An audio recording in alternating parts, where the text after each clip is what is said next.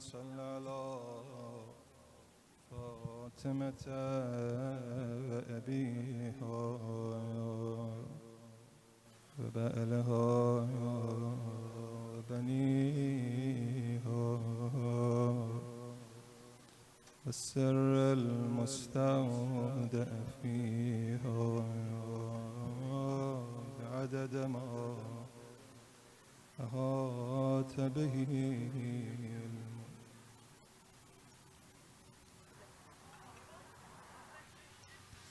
اللهم لعن الجبت والطاغوت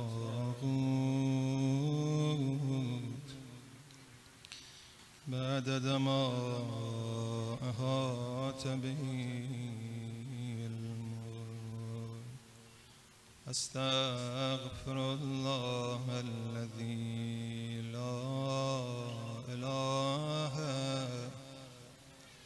إلا هو الحي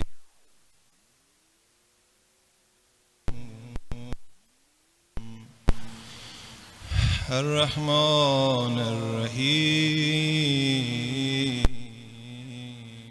بديع السماوات والأرض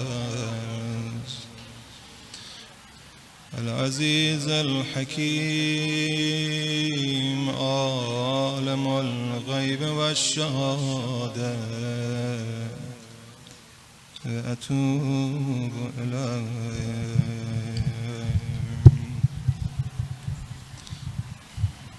بسم الله الرحمن الرحیم. دعای فرج رو همه با هم زمزمه کنیم. اللهم كل وليك الحجة ابن الحسن صلواتك عليه وعلى آبائه في هذه الساعة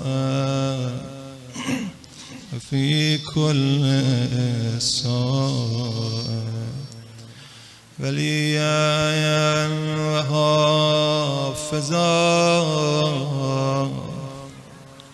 قائدا وناصرا ودليلا وعينا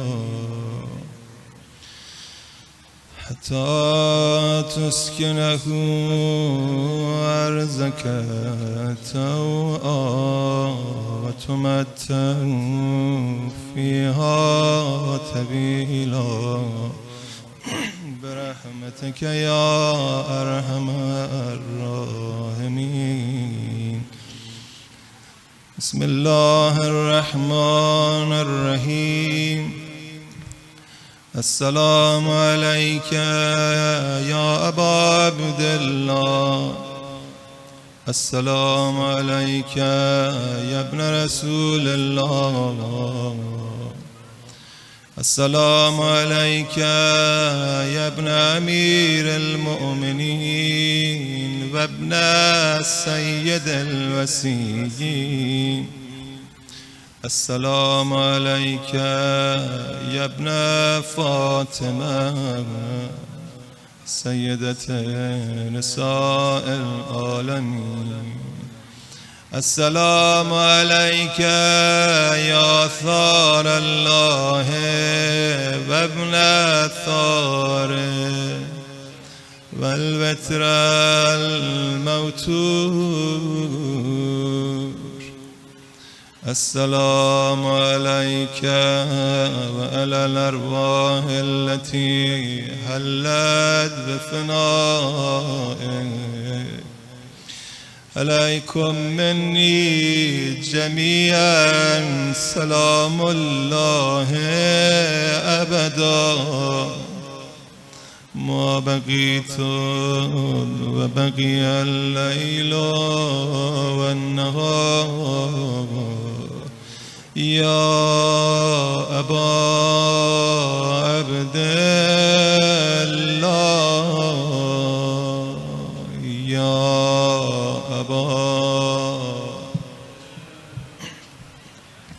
لقد عظمت الرزية وجلت وعظمت المصيبة بك علينا وعلى جميع أهل الإسلام، وجلت وعظمت مصيبتك في السماوات على جميع أهل السماوات.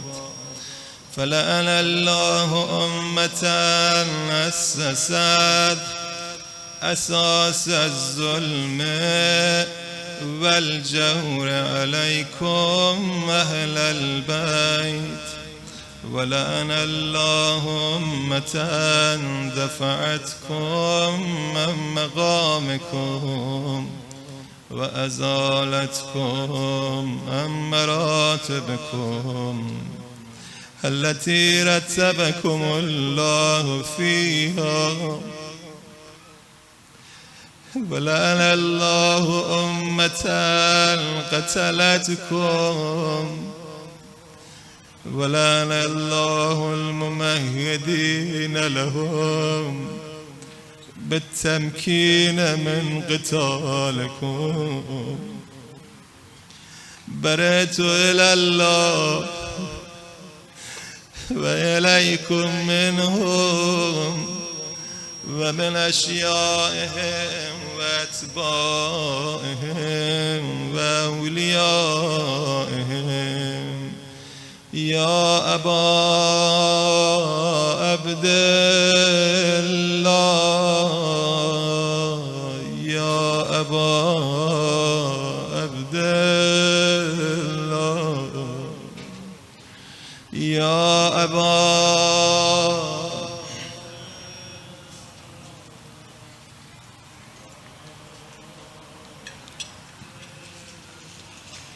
إني سلم لمن سالمكم وحرب لمن هاربكم إلى يوم القيامة.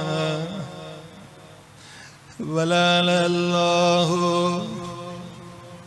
آل زياد وآل مروان، ولعن الله بني أمية قاتبا، ولعن الله ابن مرجان، ولعن الله عمر بن سعد، ولعن الله الشمر،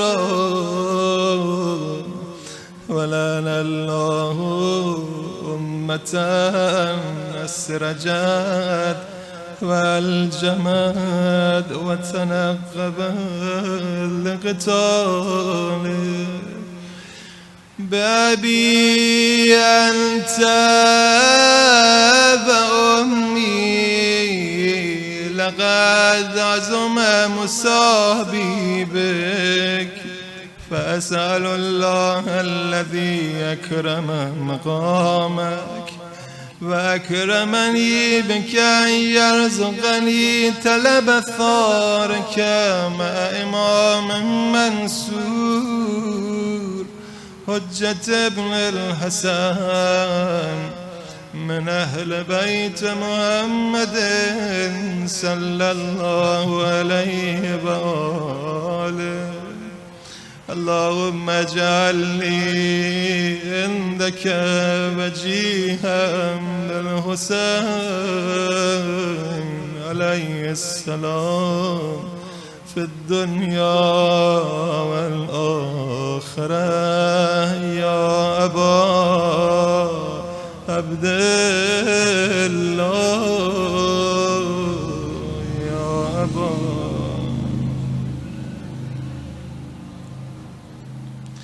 إني أتقرب إلى الله وإلى رسوله وإلى أمير المؤمنين وإلى فاطمة وإلى الحسن وإليك بموالاتك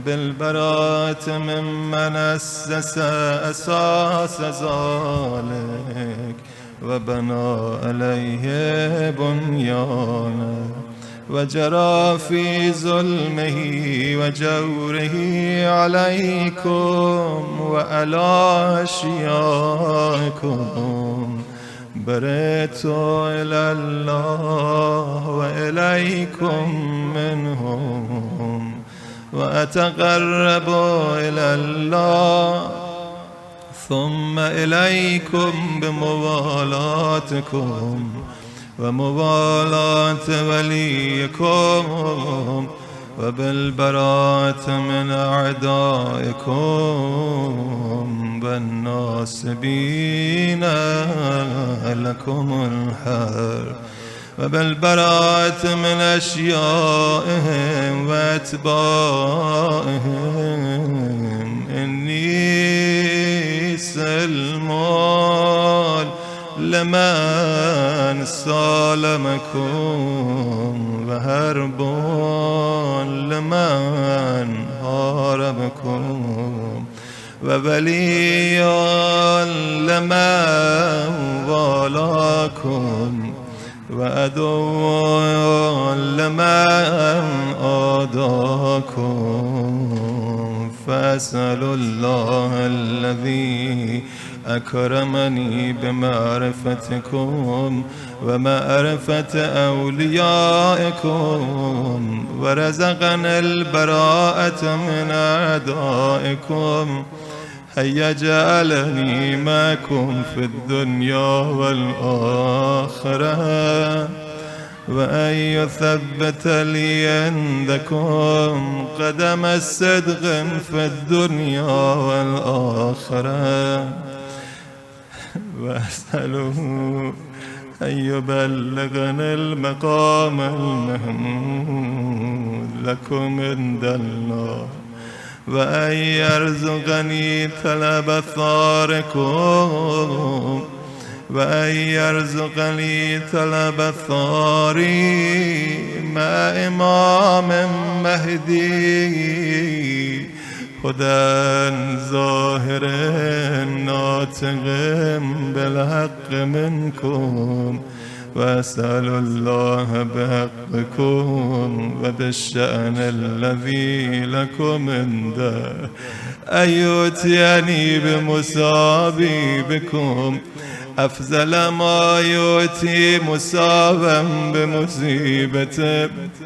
مصيبة ما أعظمها وأعظم رزيتها في الإسلام وفي جميع السماوات والأرض.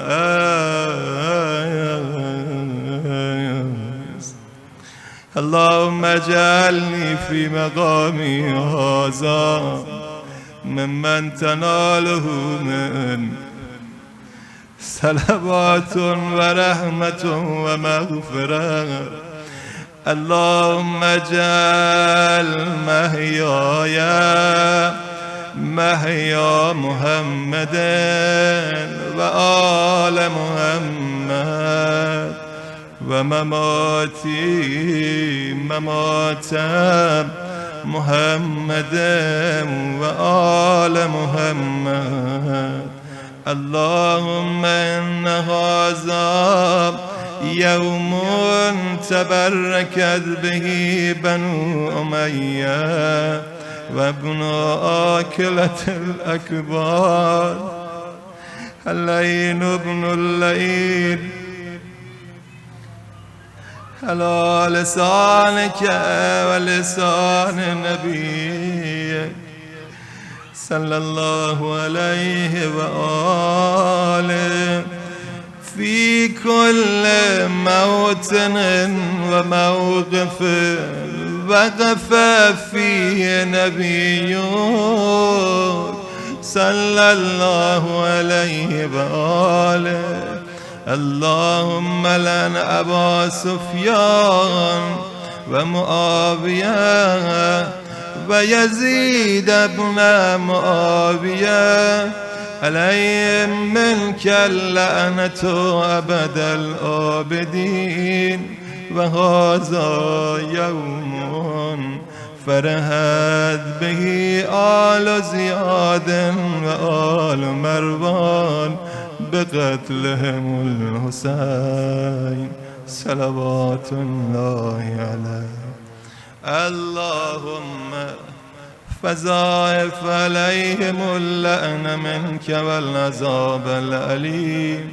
اللهم إني أتقرب إليك في هذا اليوم وفي موقفي هذا وأيام حياتي بالبراءة منهم واللعنة عليهم وبالمبالاة لنبيك وآل نبيك عليه وعليهم السلام. اللهم لن أول ظالم ظلم حق محمد وآل محمد وآخر تابع له على ذلك. اللهم لعن الإصابة التي جاهدت الحسين وشايت وبايت وتابت على قتله. اللهم لعنهم جميعا ما تمر. السلام عليك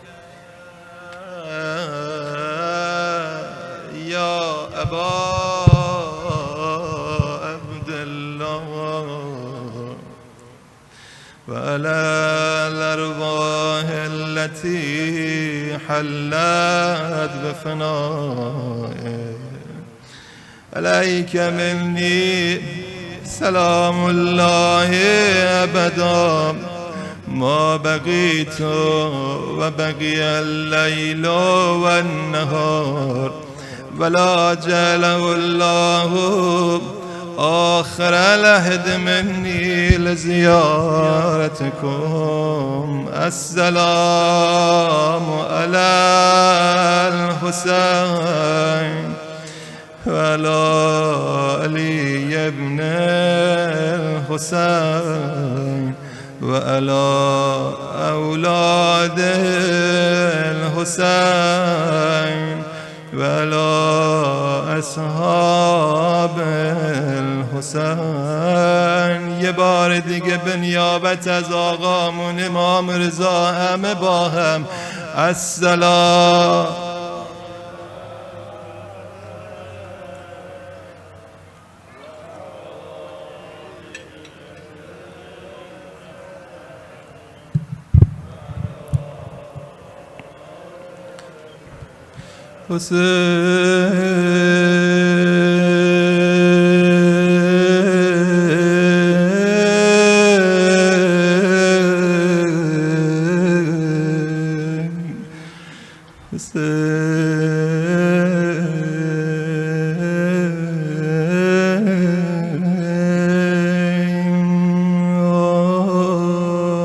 السلام على الشيب الخزي.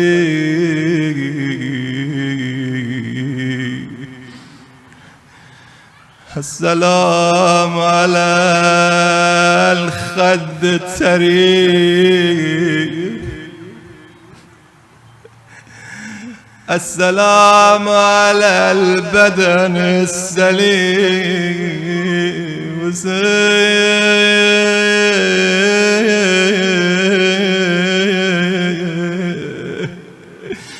کشلان کربلا بودیم آقا جانم. خوش به حال اونایی که امشب کنار حرم ابی عبدالله یاد دارن ناله میزنن. شب عاشوراست 10 شب اینجا گردم جمع شدید و ناله زدید. خوش به حال اونایی که امشب ارباب دونه دونه شونو قبول میکنه، جمعشون میکنه، میگه تو بیا. آره تو، دارم میبینم صورتت ورم کرده، لطمه زدی، تو بیا. تو به درد حسین میخوری. آره تو هم بیا، چشمات ورم کرده از شدت گریه. همه تونو برا اربعین دعوت میکنم. حسین حسین حسین حسین حسین. امشب شهادت نامه عشاق امضا میشود. آقا میشه به من بگیر 10 شب رو ازم قبول کردی یا نه؟ یا باید 1 سال دیگه منتظر بمونم؟ اگه زنده موندم محرم سال دیگه بیام دل تو رو به دست بیارم. آی آقایی که تا صبح عاشورا دعا کردی، برا هر دعا کردی برگرده، میشه امشب برا منم دعا کنی برگردم. به خودت قسم بعد عاشورا اگه مال خودت نباشم اصلا نمیخوام بمونم. حسین دست ما را بگیر ارباب. حسین جان مادرت قبولم کن.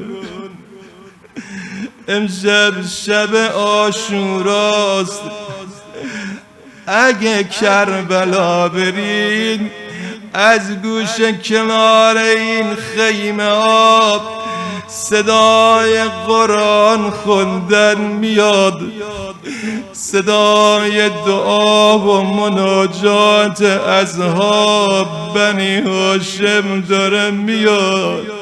یا رب یا رب یا رب. آخرین مناجات ها و نیاز ها تو خیمه ابی عبدالله است. آرام آرام به هر خیمه سر بزنیم ببینیم چه خبره. خیمه خیمه اصحاب حبیب پا شده بین اصحاب. میگه فردا نکنه بنی هاشم از ما سبقت بگیرن، تا 1 نفر از ما هست اجازه ندید کسی از بنی هاشم بره میدان. یکی میگه به خدا قسم اگه 100 بار برا حسین بمیرم و زنده بشم دست از حسین نمیکشم. های حسین دونه دونه خیمه ها رو با هم بگردیم. یه گوشه نشسته آرام داره با خودش میگه فردا از همه زودتر خودم باید برم. داره شمشیرش آماده میکنه، گاهیم قرآن تلاوت میکنه. عجب صدای دلنشینی داره صدای قرآن خوندنش. کی اشبه الناس برسول آی علی اکبر. گهگاهیم کنار خیمه های خیمش صدای خواهرها و دخترها به گریه بلند میشه، پاش میشه میره. خواهرم آرام باش بخواب من بیدارم. صدای علی آرامش میده،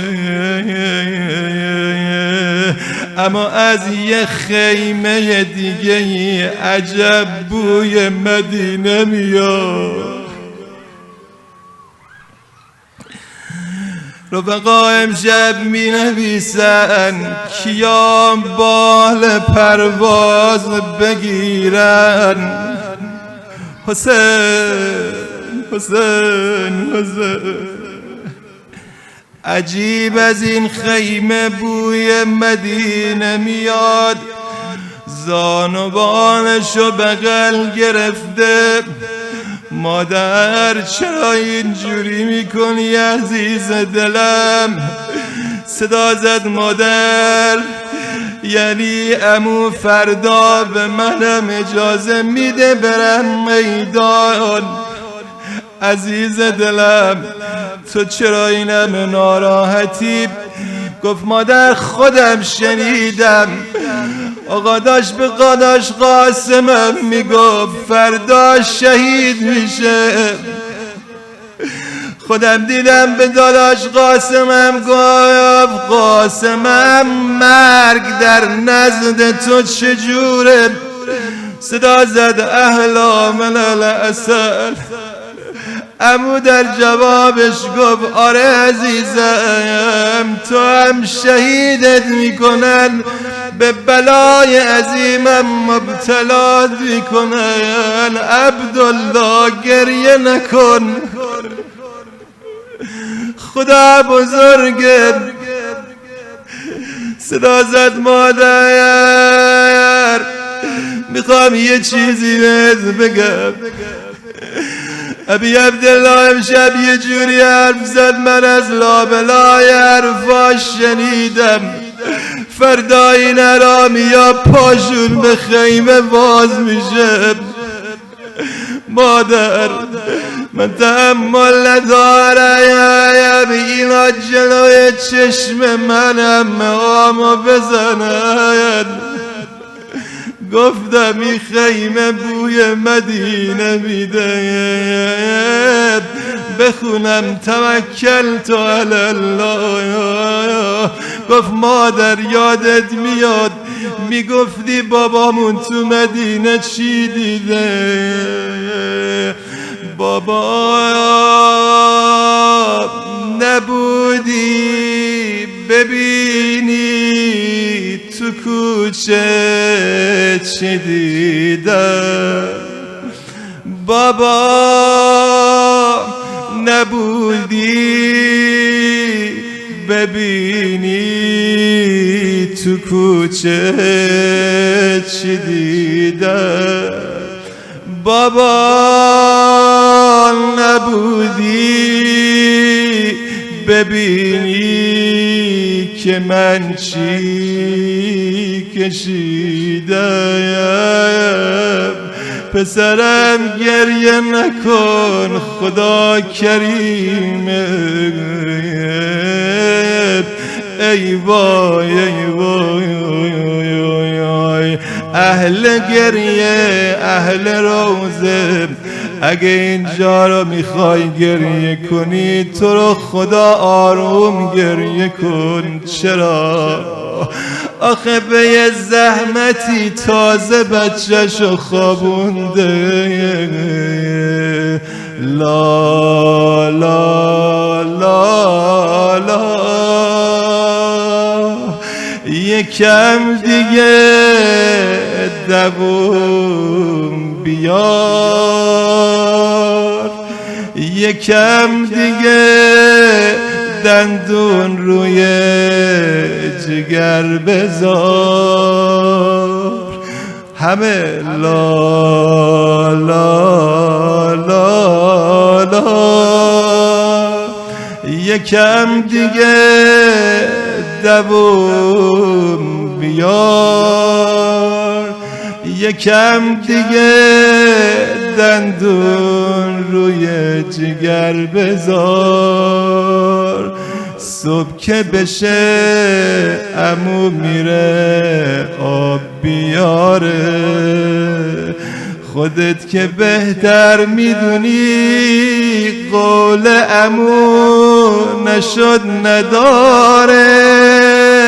فقط تا صبح آروم بگیر، آروم بگیر، آروم بگیر.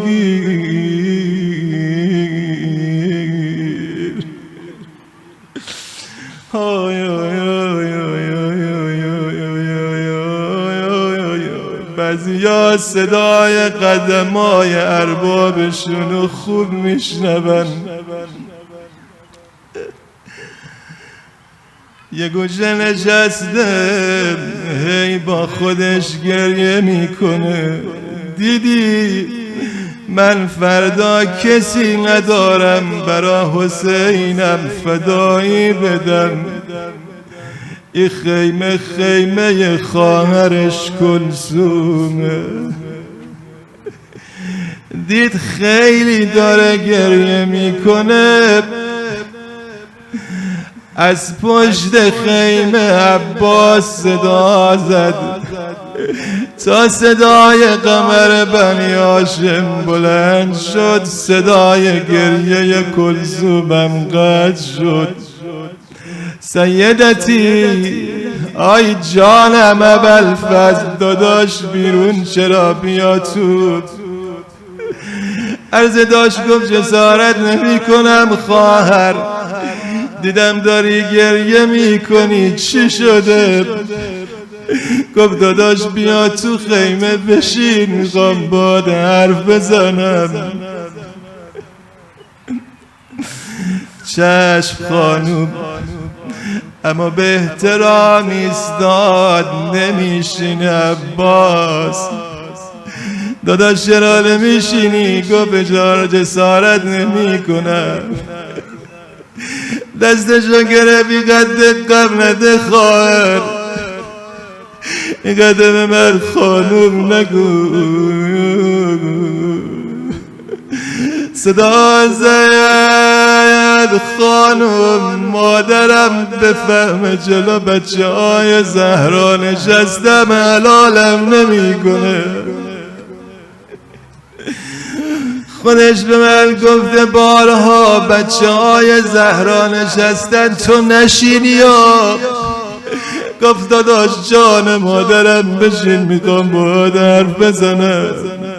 مؤدب دست و پا بسته جلو خانوم نشست.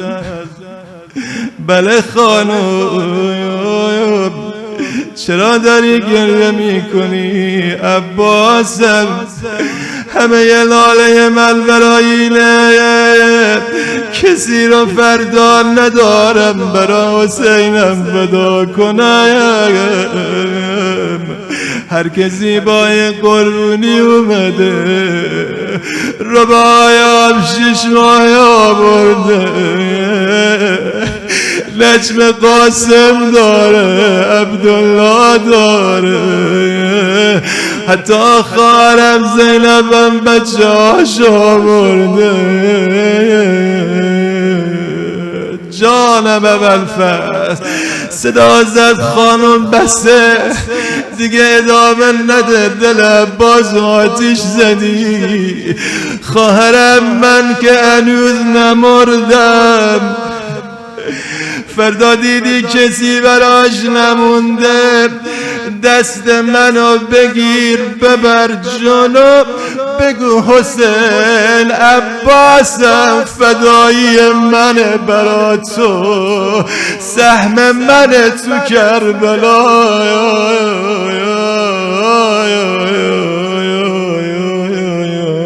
حالا بریم یه خیمه دیگه، این خیمه حالش خیلی عجیبه. کجا؟ خواهرش داره نگاه میکنه. ابی عبدالله چه شده نازنین برادر من؟ چه شده نازنین برادر من؟ داریم میجیب میخوانی نکند پیش من زبانم لال. امشبی را فقط تو مهمانی. اینجوری نکن داداش، چرا ای نگاه به آسمان میکنی؟ چرا هی آه میکشی؟ با نگاهت مکن پریشانم، شک ندارم که خوب میدانی بی تو یک لحظه من نمیمانم. داداش اینجوری میکنی یاد شب 21 شب 11 شب آخر بابا میافتم.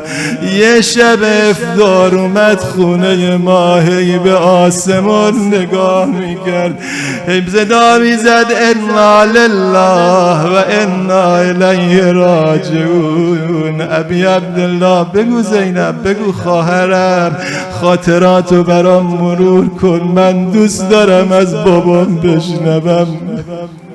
صدا زد داداش، هی نگاه میکرد میگفت آی دیگه از زندگی بی فاطمه خسته شده، دیگه از زندگی بی فاطمه خسته شدم. میگفت دارم با سمون خاطره تعریف میکنم. کدوم خاطره؟ از شبی که دست من به دست مادرت رسید، از شبی که داداشت پشت جنازه میدوید، از همون شبی که آوردنش تو حجره نگاه کردم از روزنه حجره نور مهتاب افتاده، صدا زدم بریز آب روان اسما،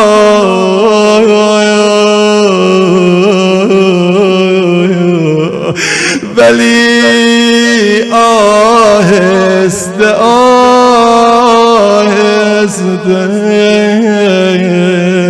گره مجرشو با کردم. ابی عبدالله شروع کرد آره زینبم اینقدر بیتابی نکن خواهر. یه نگاه کرد حسین چی داری میگی؟ چجوری بیتابی نکنم شب همون شبیه که مادرم خبرم کرده بود. حسین یه غربتی تو نگات داداش، چرا یه جوری خاصی داری به بچه‌هات نگاه میکنی؟ حالا ابی عبدالله میخواد حرف بزنه. خواهرم یادت میاد جدمون پیغمبر از دنیا رفت. آره یادمه، یادت میاد صبر کردی، یادم میاد، یادت میاد وقتی که تابوت مادر رو حرکت دادیم تو صبر کردی، از خونه بیرون نیومدی، تو صبر کردی داداش. یادمه زینب، یادته شب آخر کنار بابا، شب 21 ماه رمضان کنار بابا قرآن سر گرفته بودی، تو صبر کردی. آره داداش یادمه. داداش چی میخوای بگی؟ زینب یادته وقتی وارد خانه شدید تشت گذاشتی جلو داداش حسنمون، لخته خون از دهان داداشم ریخت تو تشت. یادم داداش.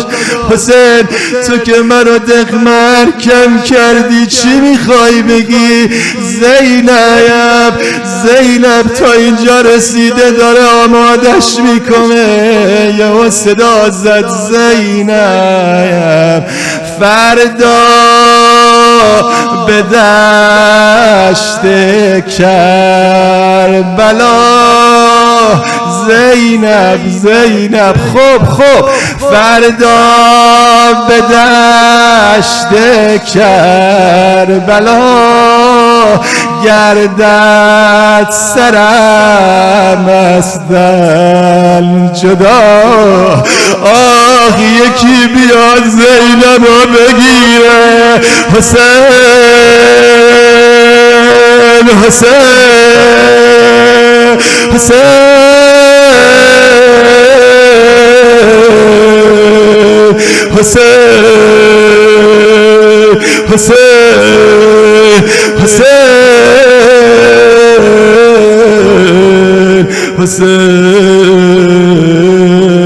وقتم تموم شد، من تو این چند دقیقه چی میتونم بخونم؟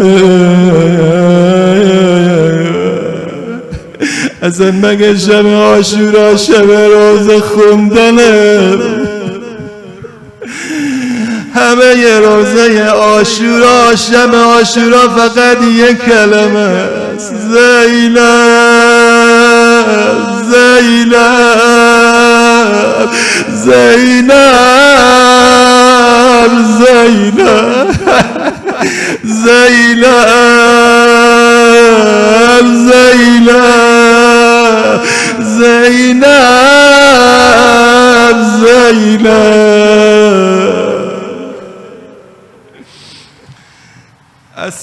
السلام علیک یا ابا عبدالله و علی الارواح التي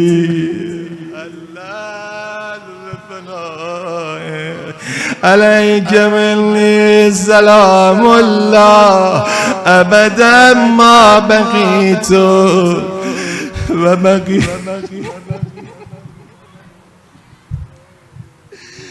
بقي الليل والنهار ولا جعله الله آخر العهد مني لزيارتكم. السلام على الحسين وعلى علي بن الحسين وعلى أولاد الحسين وعلى أصحاب الحسين مات ومر.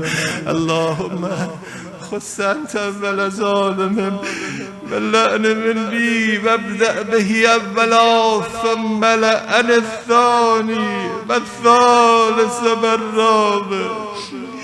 اللهم لن يزيد خامسا ولن عبيد الله بن زياد وابن مرجان وعمر بن سعد وشمرة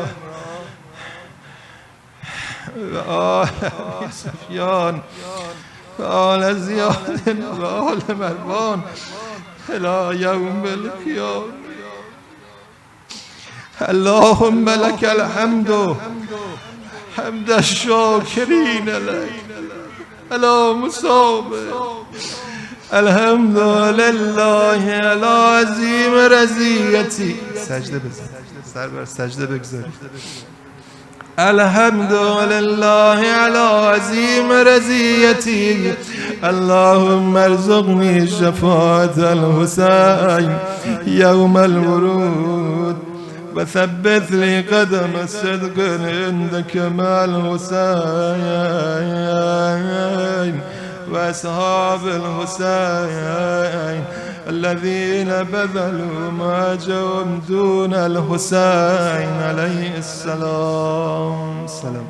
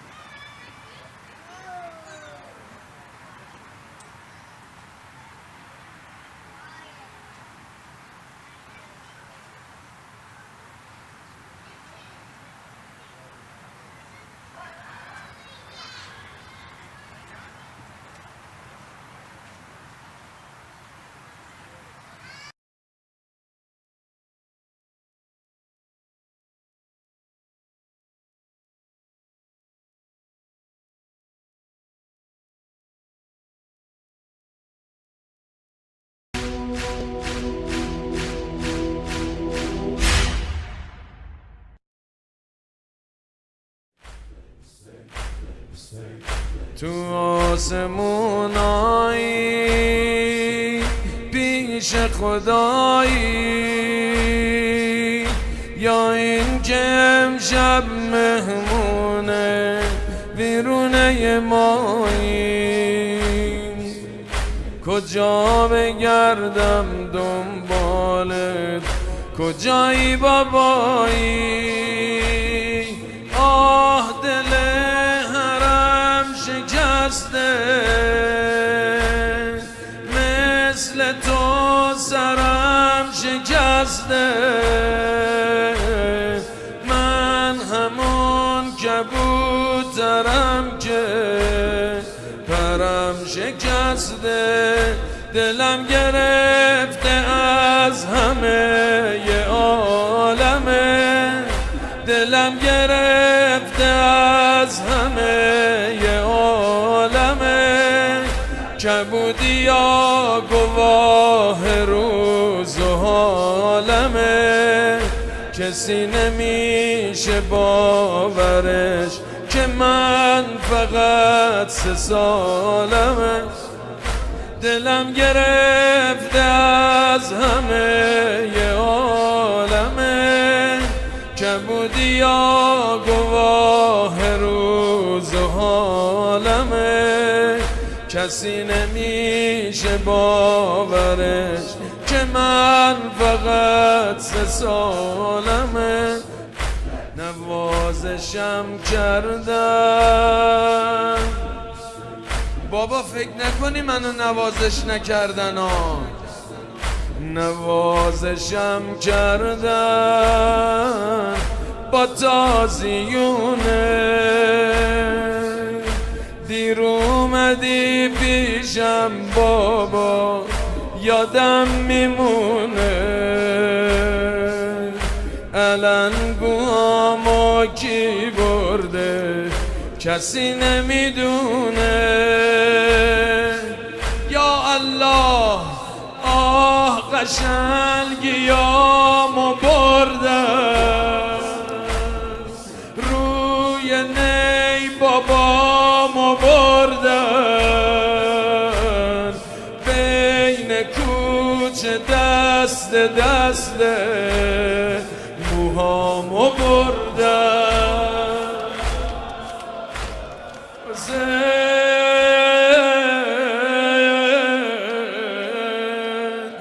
منو زدن ولی پیشم نبودی یا یکم عوض شدم با این کبودی ها، خدا کنه یادم بره محله یهودی.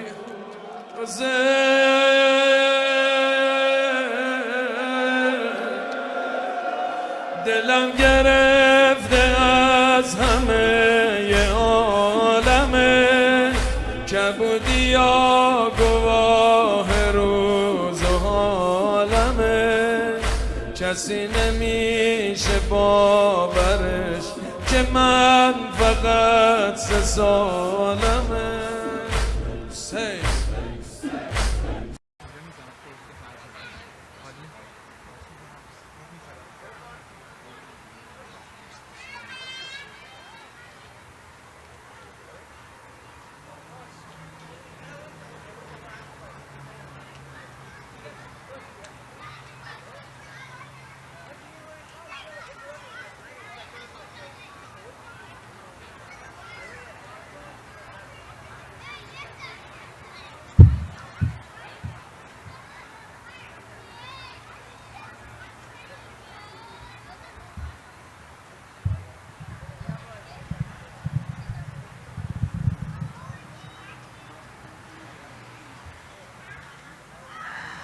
خدمت همه برادران و خواهران عزیز سلام علیکم.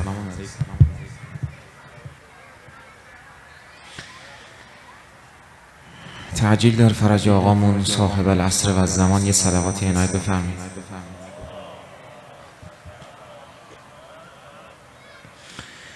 اعوذ بالله من الشیطان الرجیم.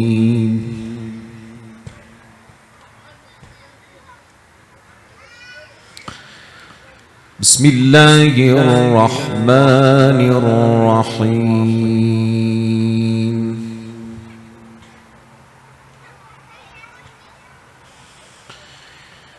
والفجر وليال عشر والشفع والوتر والليل إذا يسر.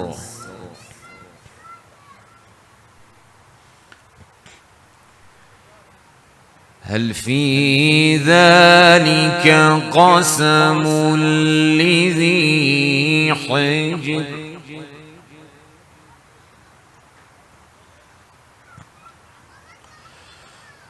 ألم تر كيف فعل ربك بعاد إرم ذات العماد التي لم يخلق مثلها في البلاد.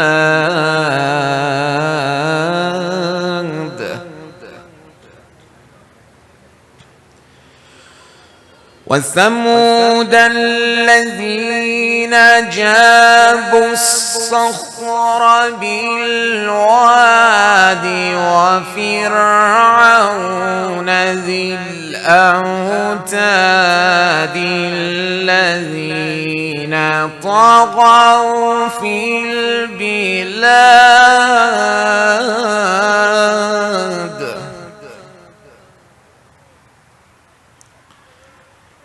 فأكثروا فيها الفساد.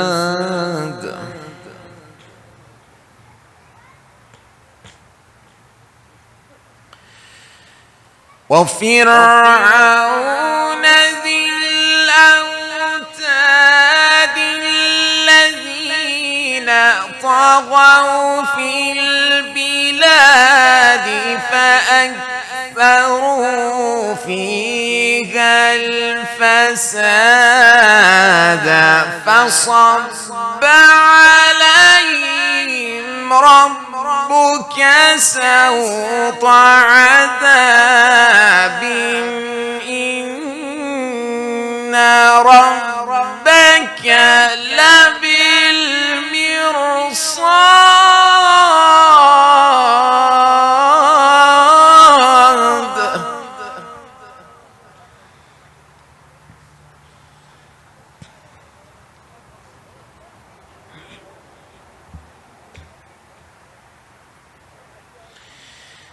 فأما الإنسان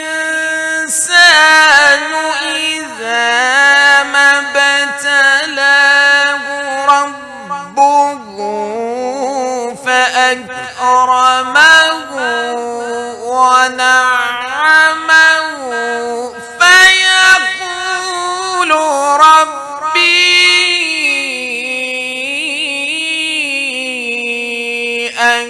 أكرمن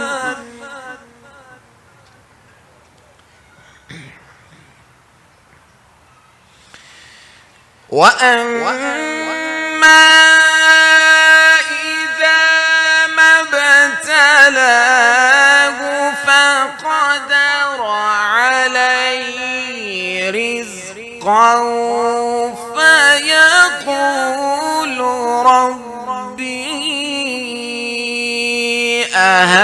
أهانني كلا بل لا تكرمون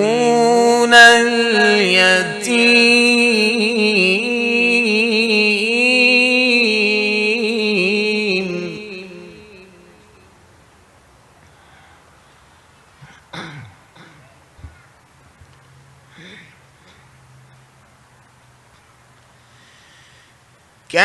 كلا بل لا تكرمون اليتيم ولا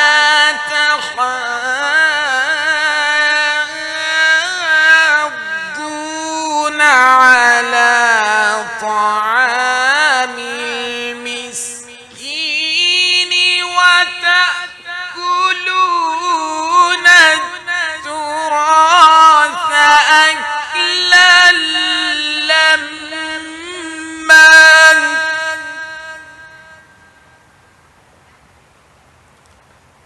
وتحبون المال حبا جما كلا إذا دكت الأرض دكا دكا وجاء ربك والملك صفا صفا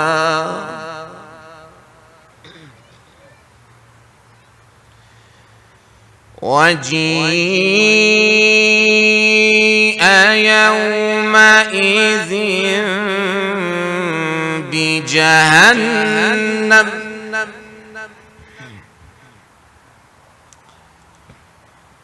يومئذ يتذكر الإنسان وأنى له الذكرى يقول يا ليتني قدمت لحياتي فيومئذ لا يعذب عذابه أحد ولا يوثق وثاقه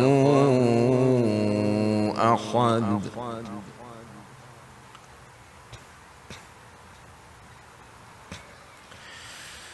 يا أيتها النفس المطمئنة ارجعي إلى ربك راضية مرضية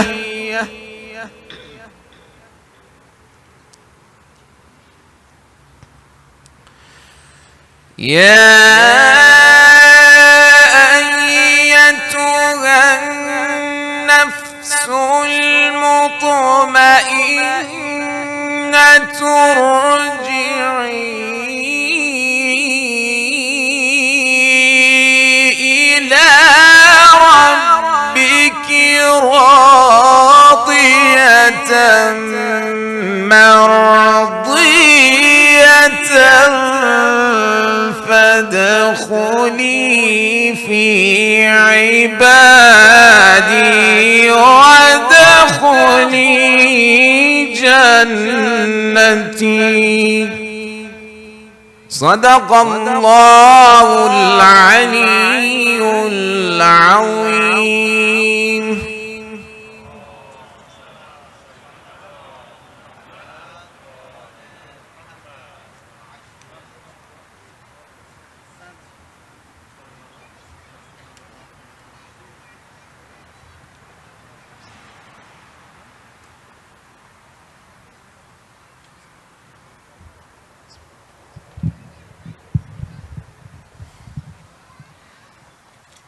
أعوذ بالله من الشيطان الرجيم. بسم الله الرحمن الرحيم، والصلاة والسلام على سيدنا ونبينا محمد وآله الطاهرين.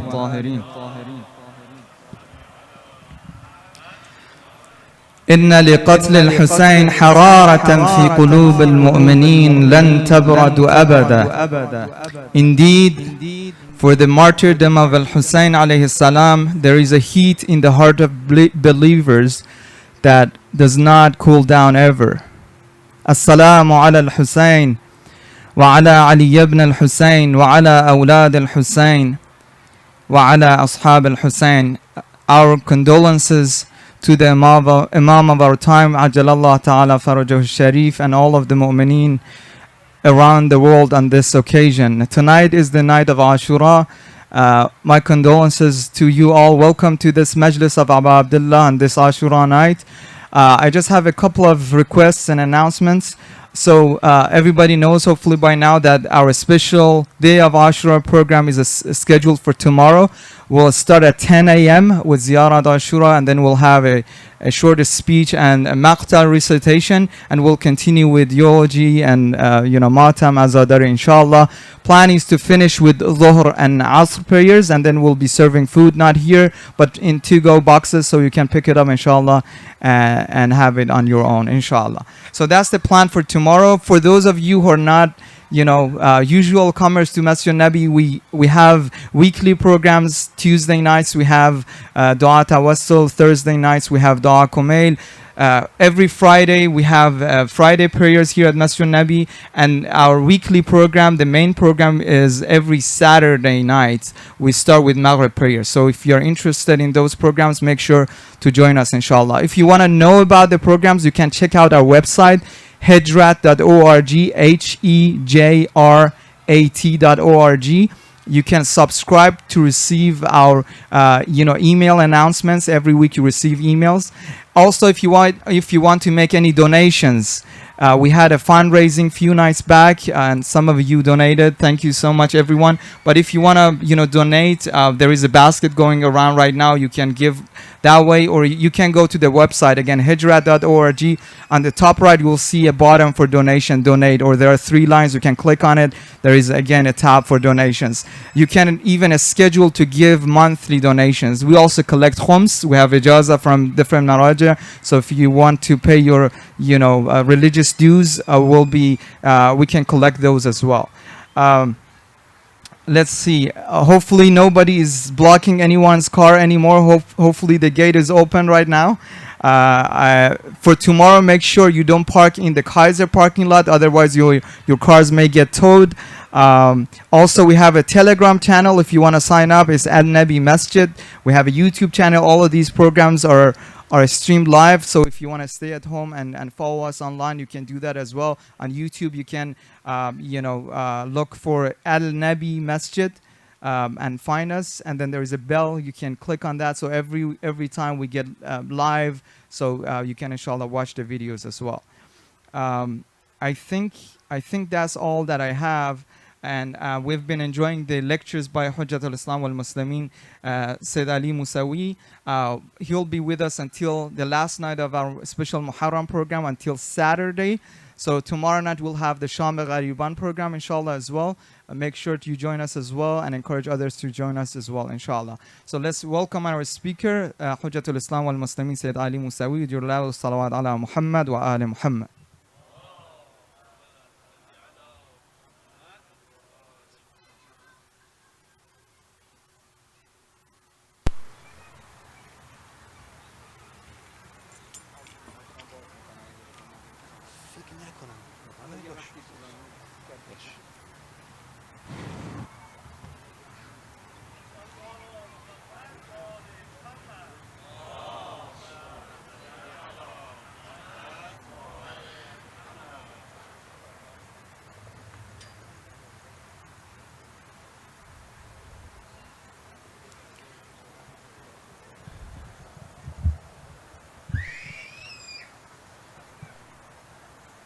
أعوذ بالله من شر الشيطان الرجيم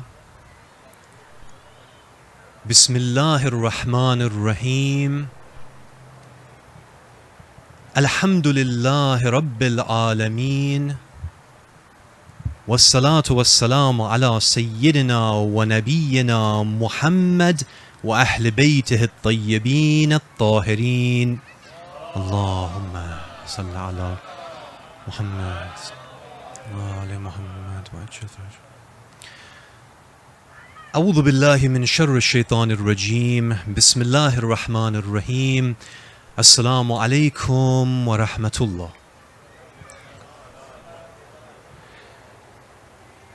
Over the past few nights, my brothers and sisters, we have been going over a number of topics and themes.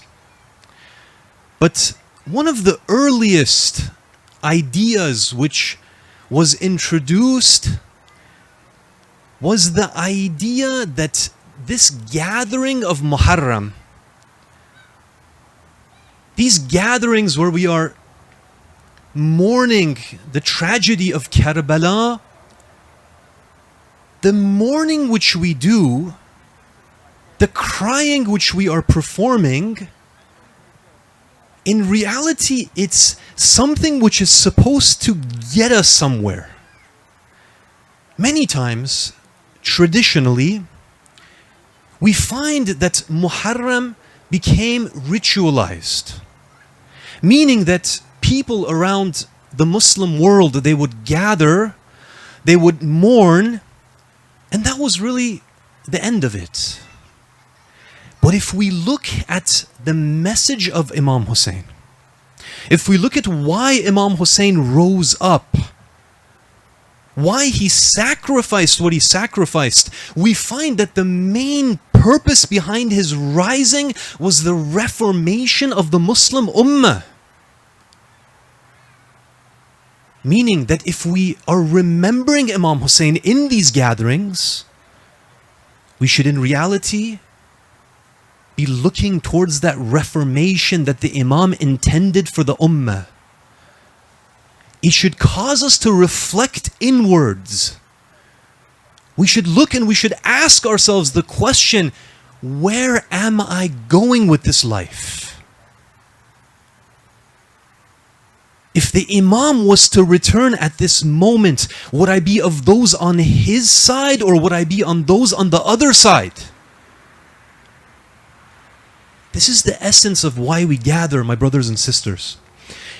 Over the past few nights, we've been going over a number of topics related to spirituality, because on this journey that we are in, this inward journey,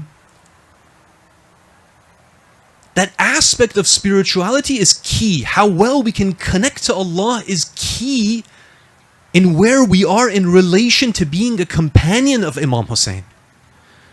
Tonight, I wanted to switch gears just a little bit. And I wanted to go into a slightly different topic, because on this spiritual journey that we are on, there are times when a question arises for us, existential question in regards to the nature of life itself. And if we're not able to answer these questions, then eventually it's going to cause a distance between us and our Creator. Tonight, inshallah, I wanted to go over the topic of why does bad things happen to good people? Because when we look at the world around us and when we look at Imam Hussein alayhi salam, one of the things that we find is that oftentimes the believers, they go through a number of difficulties, even though they pray and they fast and they do all of the actions that they are supposed to be doing. So the question is, why is it that Allah allows the believers to go through these difficulties, these tests, and these trials? Now, when we look at human beings in general, one of the things that we find is that human beings, they seek out ease and pleasure. In fact, if you could tell people that there's a sign-up sheet somewhere, that if you sign your name here, Allah is going to bless you with complete ease in this life, meaning that you're never going to taste death, you're never going to have to work, you're never going to get sick, nothing bad is ever going to happen to you, I imagine that every single person in this room would rush and they would sign up. And in fact, the line would be a line where there would be fighting taking place. People would be injuring one another because they want to sign their name on that piece of paper. The way that Allah has created us, my brothers and sisters, is that we have a nature where we seek out ease and comfort. It's how Allah has created us. We naturally recoil away from difficulty. If something causes you pain, the human nature that Allah has created you with pushes you away from that. You want to get as far away as possible. Why? The reason is that Allah, if He had not created us in this way, we would not be able to live in this world. We would not last very long. If we were to get bitten by a snake, if we were to be harmed in certain ways, it wouldn't bother us. We would say, who cares? We wouldn't have that inner nature which pushes us away from that which harms us. But as a result of the way that Allah has created us, because we naturally recoil away from difficulties, from pain, one of the questions then that naturally comes up is, if this is the case, then why does Allah send down tests and trials for us? Why? And you know what's even stranger?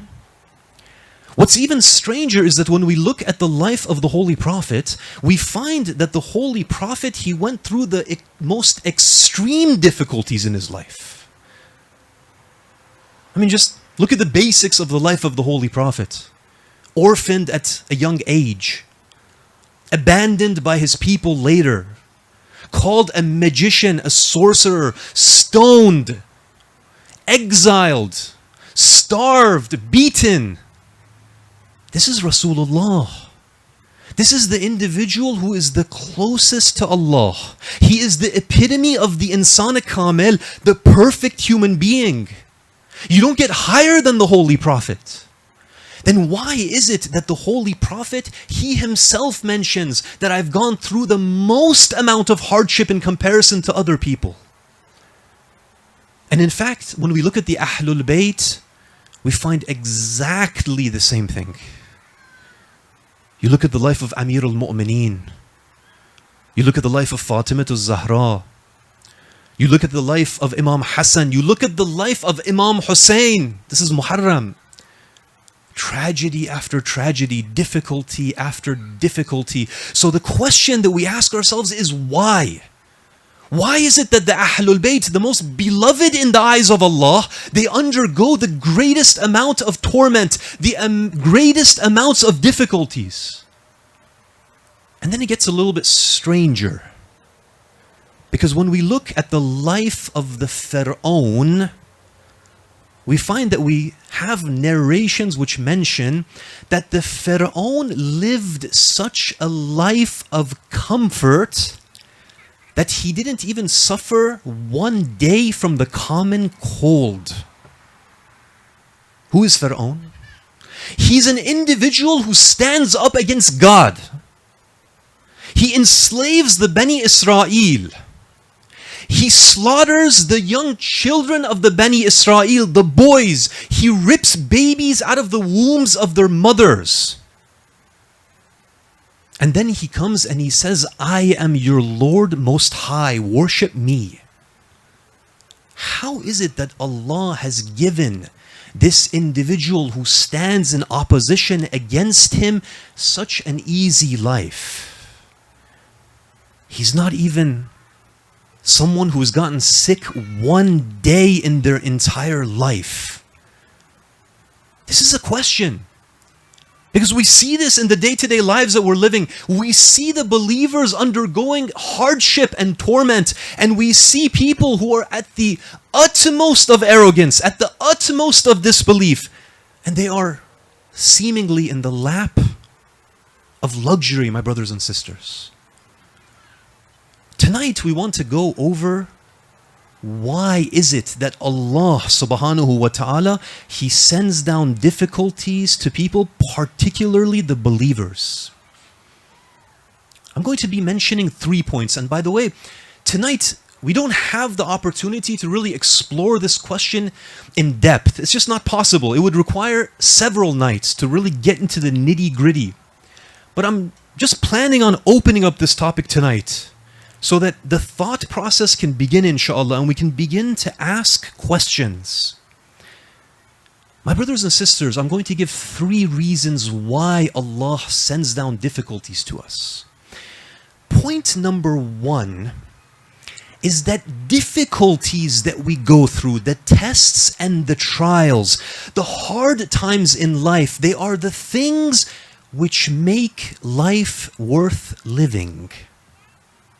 Now you might be looking at me like, what in the world are you saying? Because I'm living for the vacations. I'm living for the easy times. You're saying that it is the hardships that give flavor to the rest of life? But it's the case. Go back to a time when you made the decision that I am not going to do anything today. Imagine that it was a day of Saturday.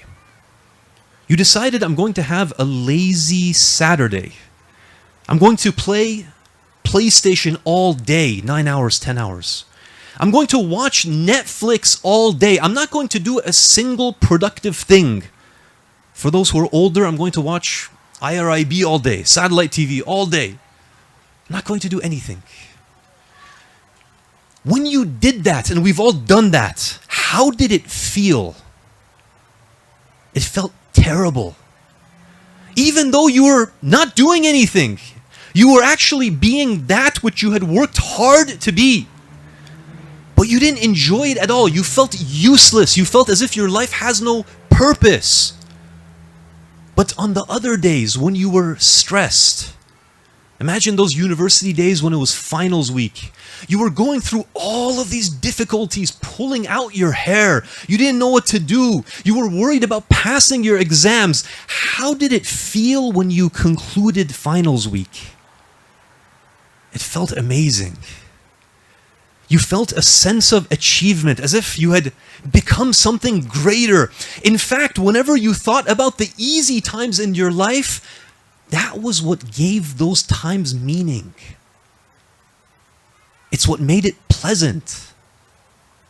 This is the reality of the life which Allah has given to us. The tests and the trials that we undergo, it is that which makes life worth living. It is that which allows us to be proud of who we are. This was reason number 1. Reason number 2 is that difficulties, tests, and trials, they are a means of actually seeing whether you believe in Allah or not.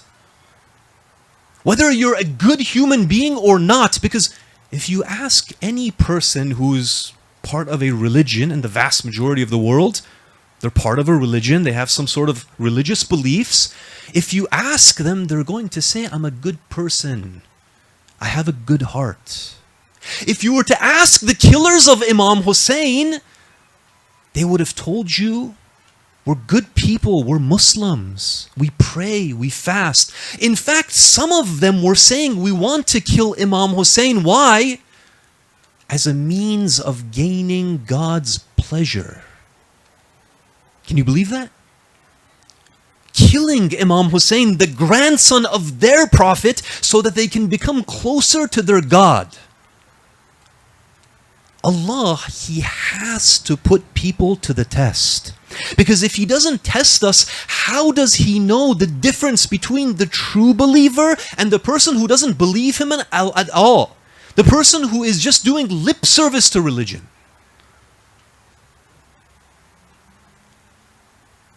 You know, when you look at thieves, it's interesting.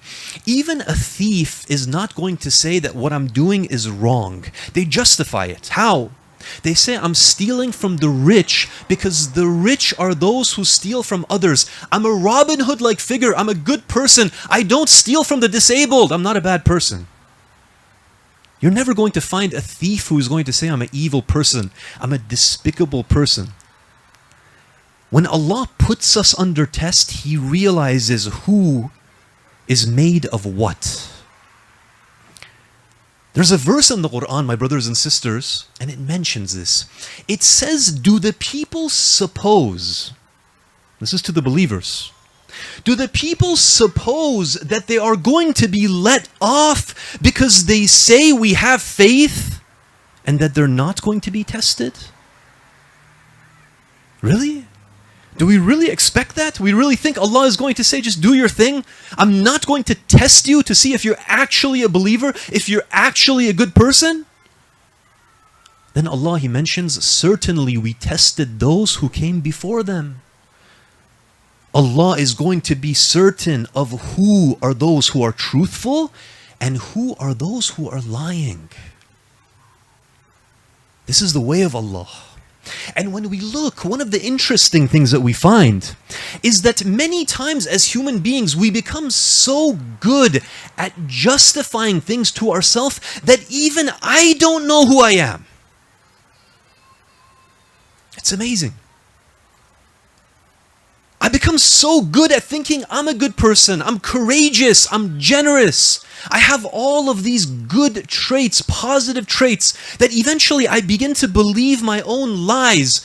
And until the time of test comes, I'm not even going to be able to know who I am inside. Let me give you an example. Let's bring this to life a little bit. Imagine that you have a friend by the name of Hassan. Your friend Hassan, he's 35 years old. He's unmarried. He lives with his parents. He doesn't have a job. His parents love him. They bring him food 3 times a day. Hassan really doesn't have any issues, any problems. And one of the things that everyone agrees on is that Hassan has the best akhlaq. His akhlaq is beautiful. Question: does Hassan really have good akhlaq? Some people are looking at somebody named Hassan, I'm sure. The answer is we don't know. Because Hassan has never been tested. He's never been put under pressure. He's never had his wife yell at him, his boss yell at him. He's never been broke. He's never been to that point where it's actually proven, does he have good akhlaq or not? Even Hassan doesn't know. When the test comes, he gets the job, he gets married, he's undergoing the tests and the trials that come through life. It is at that moment that others will know, but most importantly, Hassan will know. Hassan will know what he's made of. This is the second reason, my brothers and sisters. The third reason of why we undergo tests and trials is that difficulties are a means of getting us to the next level. This is a universal principle, and I mentioned it briefly in one of the earlier lessons. When we look at the way that Allah subhanahu wa ta'ala has created this universe, He has created it with this principle that if you want to undergo growth, you have to be put under test. Physically, emotionally, spiritually, whatever it is, if you don't undergo a test and the trial, you do not grow. It's impossible. You remain a child. One example. If I want to grow physically, the physical trainer, he tells me a basic principle. He says if you want to grow physically, you have to apply stress to your body. Whether you're lifting weights, whether you're sprinting, whatever it is, you have to apply a level of stress that your body is not used to. And then what do? Then you rest. And then again you apply stress, and then what do? You rest. And again, you apply stress and you rest and you continue this process. And then you will see physical growth happening. Spiritually. How do we grow spiritually? Is it through being lazy? No. It's by wanting something and then you say, no, I'm going to do opposite to it. We want sleep, but we say, I'm going to wake up for Salatul Layl. I'm going to give up that which I love. Applying that stress to myself, and then I will see myself spiritually grow. Anything we do, my brothers and sisters, learning, spirituality, physical growth, anything, this is the primary principle that we have to use. Now there's a hadith that when I was looking at this hadith, it was a very strange hadith. I couldn't wrap my head around it at first. The hadith mentions that if 40 days passes and you don't undergo any difficulty, you don't undergo any stress, everything is perfect in your life, then you should begin to get worried. What? How does that work? Because that's what I'm seeking. My entire life goal is to spend periods of time when everything is perfect. Why is the hadith saying that if you have 40 days that passes by and you don't have any difficulties, any tests, any trials, then you should begin to get worried? Why? The answer, my brothers and sisters, is that Allah only tests us when He thinks that we are ready to go to the next level. If He looks at us and He says, this individual, he's not ready to go to the next level. He is submersed in dunya. He is submersed in sins. If I test him, he's only going to crumble. He's not ready. Then Allah is not going to test us. One of the strange things that we find is that the Holy Prophet, there was a time when he goes to a house of an individual. The individual, he says, Ya Rasulullah. It's really strange, but I got to tell you something. What is it? He says that no matter what, nothing ever bad happens to me. You know, I see other people, a clay pot falls and it breaks in their house. When a clay pot falls in my house, it doesn't break ever. In fact, I can't remember the last time when anything difficult happened to me. You know how the Holy Prophet reacts? He gathers up his companions. He says, we need to leave this place. The narrations, they don't mention what the situation was, but it appears that the individual was such a sinner. He was engaged in such depravity that Allah did not deem him worthy of moving to any level, ever. This is why, my brothers and sisters, going back to Fir'aun, we see that Allah is not blessing him from the fact that he is always healthy, he is always happy, he is always wealthy. It is in fact a curse. One of the verses in the Quran, interesting verse. When we read it, it really makes you wonder what is going on with this verse. Allah subhanahu wa ta'ala, He says something. He says, وَلَوْلَا أَن يَكُونَ النَّاسُ أُمَّةً وَاحِدًا. Were it not for the danger that mankind would become one community, one group. What kind of a group? He explains, لَجَعَلْنَا لِمَنْ يَكْفُرْ بِالرَّحْمَنِ. We would have surely given to those who defy Allah, who disbelieve in Allah, we would have surely given to them what? لِبُيُوتِهِمْ سُقُفًا مِّن فِدَّةٍ وَمَعَارِجَ عَلَيْهَا يَدْحَرُونَ. Allah, what would you have given to those who disbelieve in you? He says we would have given to them silver roofs for their houses, and we would have given them silver staircases by which they could ascend. My brothers and sisters, explain this to me. Allah is saying in this verse that if it wasn't for the danger that everyone would become a disbeliever, everyone would turn away from Islam, if it wasn't for this danger, He would have given for those who disbelieve, yakfur, those who are kuffar, those who stand against Allah, so much wealth that they would not have known what to do with it. They would have begun to build the roofs with it, their staircases with it. The next verse, it mentions their doors with it, their couches with it. So much wealth, they don't even know what to do with it. My brothers and sisters, why? Why? Because when I look at dunya, I see it almost as a favor of Allah. If I see someone who's wealthy, I look at him and I say, MashaAllah, Allah must love that individual. Look at what He's given to him. But when we begin to look at these kinds of verses, we find that this is not the case. My brothers and sisters, how do we explain this? How do we understand this?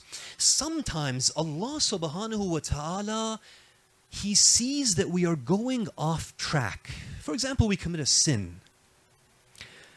Allah reminds us, He says, come back. Some individuals, they come back. Other individuals, they say, no. I want to commit this sin and more. They commit another sin. Allah says, come back.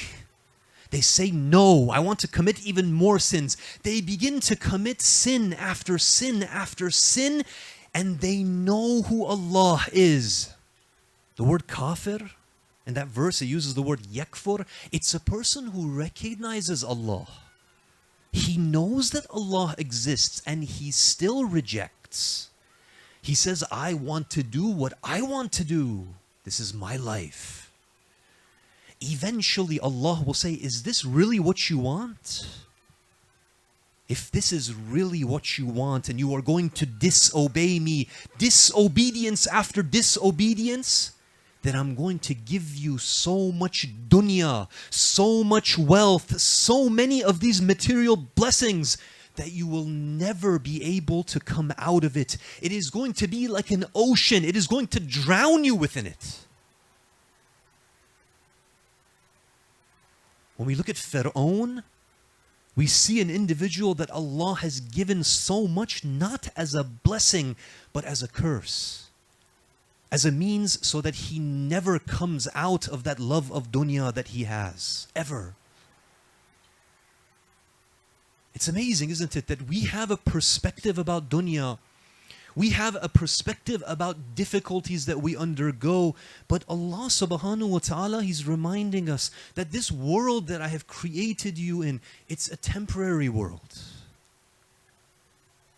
The more tests that you undergo, the more trials that you undergo, it is only going to raise you in rank. And then when the time of the akhirah comes, you are going to see all of my blessings. All of my blessings. My brothers and sisters, we get distracted sometimes. We get so busy with dunya, we get so busy with our families, we get so busy with our jobs that it's so easy to get off track. And every now and again, Allah will remind us, come back. Allah, He gives us 1,000 blessings, 10,000 blessings, and then He takes one of them away to remind us that this world that you are living in is just a temporary world. You're not going to be here forever. Remember the real reason why you're alive. Remember the real goal that I have created you for. Now, here, people, they ask a question sometimes. Because they see these narrations, and the narrations, they mention that as your iman increases, so does the severity of the tests and the trials that you are going to undergo. And so some people, they begin to think these thoughts. based on these traditions, that if my iman increases, the severity of my tests and trials will also increase, does this mean that if I begin to recite the Quran more, and I begin to recite dua more, and I begin to do the Salat al-Layl more, and I begin to give more charity, and I'm good to my parents, does this mean my life is going to become more difficult? If this is the case, maybe I better back it down a notch. Maybe I should stop reciting all of the Quran that I'm reciting. Maybe I shouldn't come to these majalis. At least stay away a few nights. Is this the correct perspective based on these traditions? The answer is no, my brothers and sisters. When we look, every human being has a baseline of test. Every single one of us is going to go through certain difficulties in life. For some of us, it's going to be financial. For others, it's going to be marriage related. For yet others, it's going to be in their kids. Everyone is going to go through these difficulties. We're going to be tested. But as my iman begins to increase, as I begin to become closer to Allah, there is something which begins to happen within me. And that is that as I become closer to Allah, I begin to feel a sense of responsibility. I begin to feel the sense that Allah has blessed me with so much. What is there that I can do to give back in the way of my Lord? It's natural. The more Salat al-Layl, the more charity, the more Salah, the more Sawm, we begin to feel that sense of responsibility, that sense of connectedness with Allah. As a result of that, we begin to do things in the path of Allah. When you look at the Holy Prophet, when you look at the Ahlul Bayt, one of the things that we find is that where was the majority of their difficulties? Where did it come from? When we really analyze their life, we find that the vast majority of the difficulties of the Ahlul Bayt, it came from the people. That when the Prophet, he goes out there and he's preaching and he's struggling, the people are pushing back, they're tormenting him, they're persecuting him. It's coming from the people. It's coming as a natural consequence of struggling in this world in the way of Allah. Let me give you just one example and bring this to life. Imagine that you as an individual, as you become more religious, you feel a sense of responsibility. With that sense of responsibility, you feel that I need to build an Islamic school in Los Angeles. Perhaps there's a need for one. As you go and you're building that Islamic school and you're raising funds for it and you're dealing with the parents and you're trying to find teachers and you're trying to get permits for the building and you're doing all of these things which are necessary, you're going to go through difficulties. The difficulties are your choice. You chose to move forward.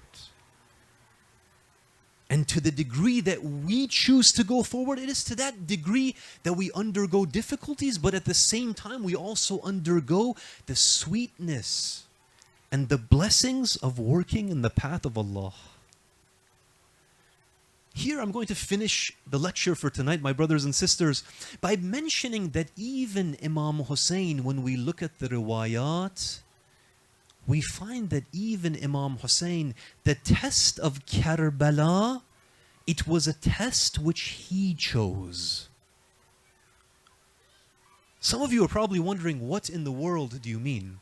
Because Imam Hussein, the story that we know is he goes, he's surrounded by the enemy, and he is eventually circled and killed.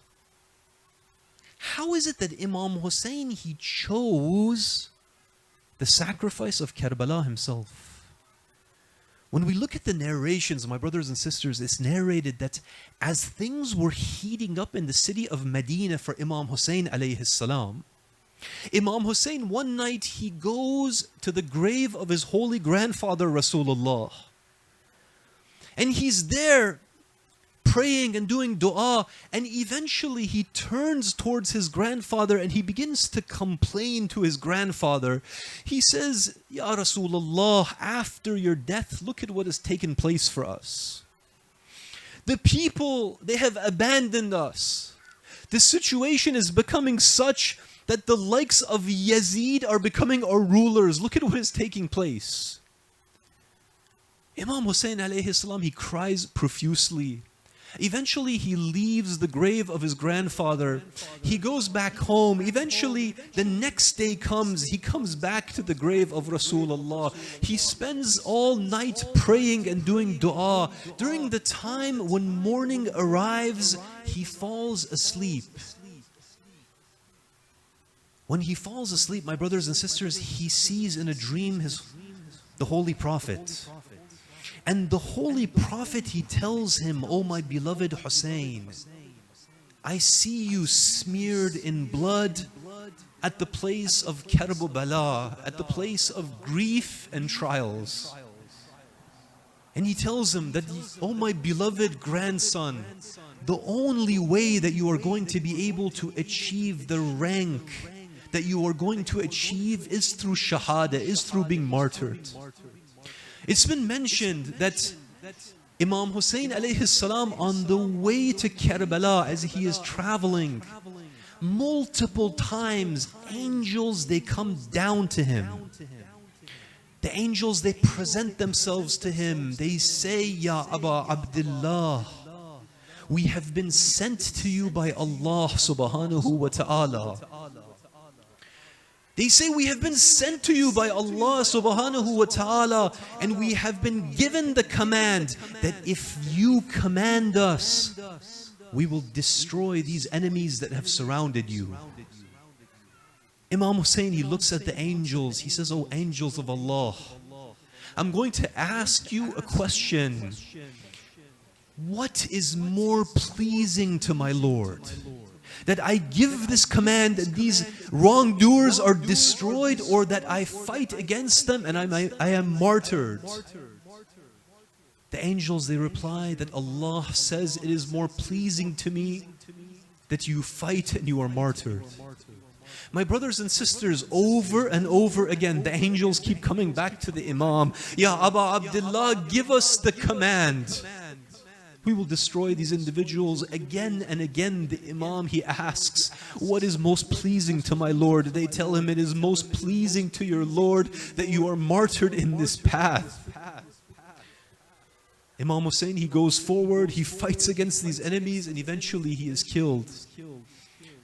My brothers and sisters, when we look at these majalis, when we look at how Islam has survived after 1400 years in spite of all of the corrupt rulers, all of the corrupt scholars, we see that it all goes back to that sacrifice of Imam Hussein alayhi salam.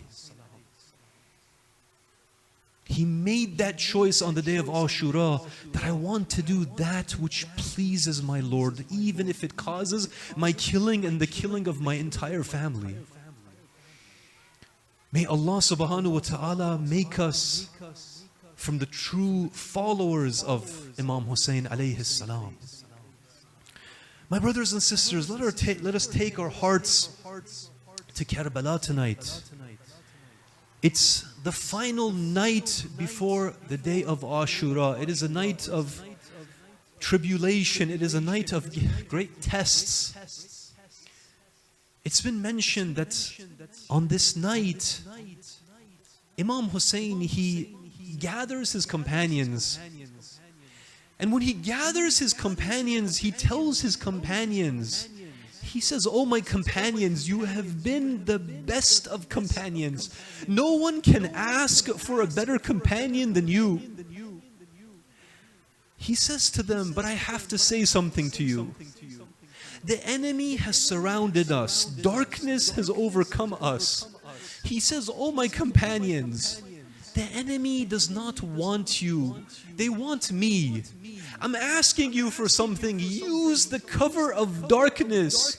Use it to flee. They're not going to pursue you. They're going to leave you alone. They only want me."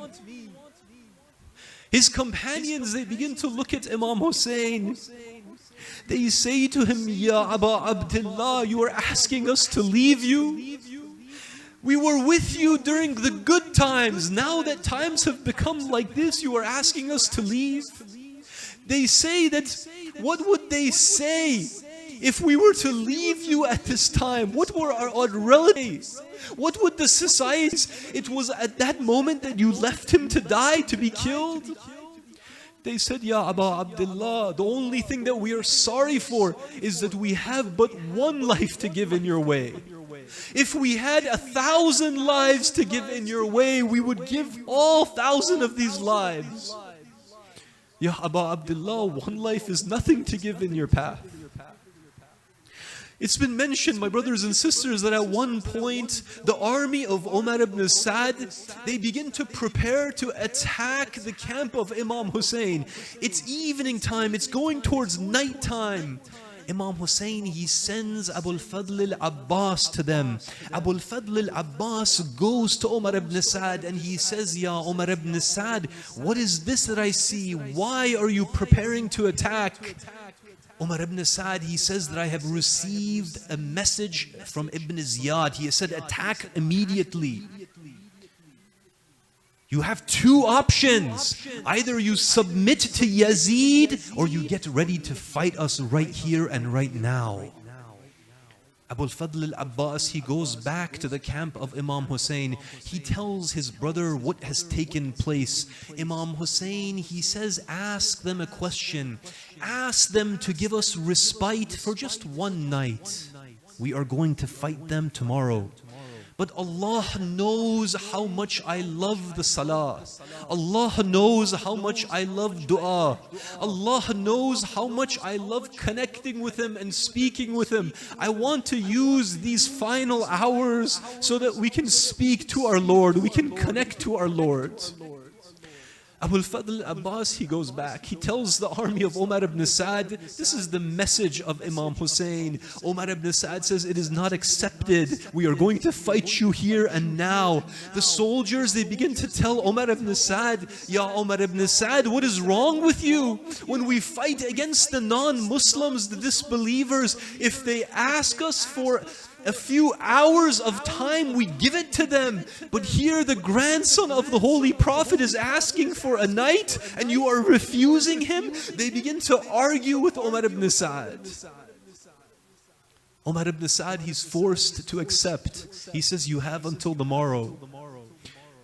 Abu al-Fadl al-Abbas comes back. The companions, they begin to prepare themselves. They begin to prepare their swords, their arrows, their lances, their armor, their horses. They are getting ready to fight against these enemies of God. Once they have finished their preparation, they begin to turn towards Allah in prayer and dua. The army of Umar ibn Sa'd is listening. What is the sound that I hear tonight? It sounds like the buzzing of bees. It was the sound of the camp of Imam Hussein as they did munajat, as they did their prayers, as they recited the Quran. There's a buzzing noise as these individuals connect with Allah. It is going to be the last night of their lives. Tomorrow is the day of Ashura. It is the day when they are going to have to fight. It is the day when they are all going to be killed. My brothers and sisters, it is narrated that in the midst of all of this, Imam Hussein is in one of the tents which is adjacent to the tent of Zainab. Imam Hussein, he begins to narrate a poem in regards to what is going to happen tomorrow on the day of Ashura. As she begins to narrate this poem, Zainab hears what Imam Hussein is saying. She begins to cry silently, but she can't hold back. She begins to cry loudly. She's weeping. Imam Hussein rushes to his sister Zainab. He says, my dear sister, do not cry. Death is something which happens for all of us. Shahada is something which is an honor. Stand strong, my sister. Zainab turns to this brother of hers and she says to him, oh my brother Hussein, every time I lost one that I loved, Every time that I lost one of my beloveds, the thing which would calm me is I would say that I have at least my brother Imam Hussein. Now tomorrow you are going to go fight. Tomorrow you are going to be killed.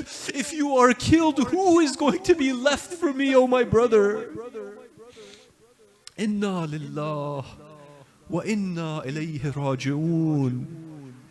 Assalamu alayka ya Aba Abdullah wa ala al-arwah allati hallat bifana'ik. Alaykum minni salamullah abadan ma baqitu wa baqiya al-laylu wan-nahar. Salawat.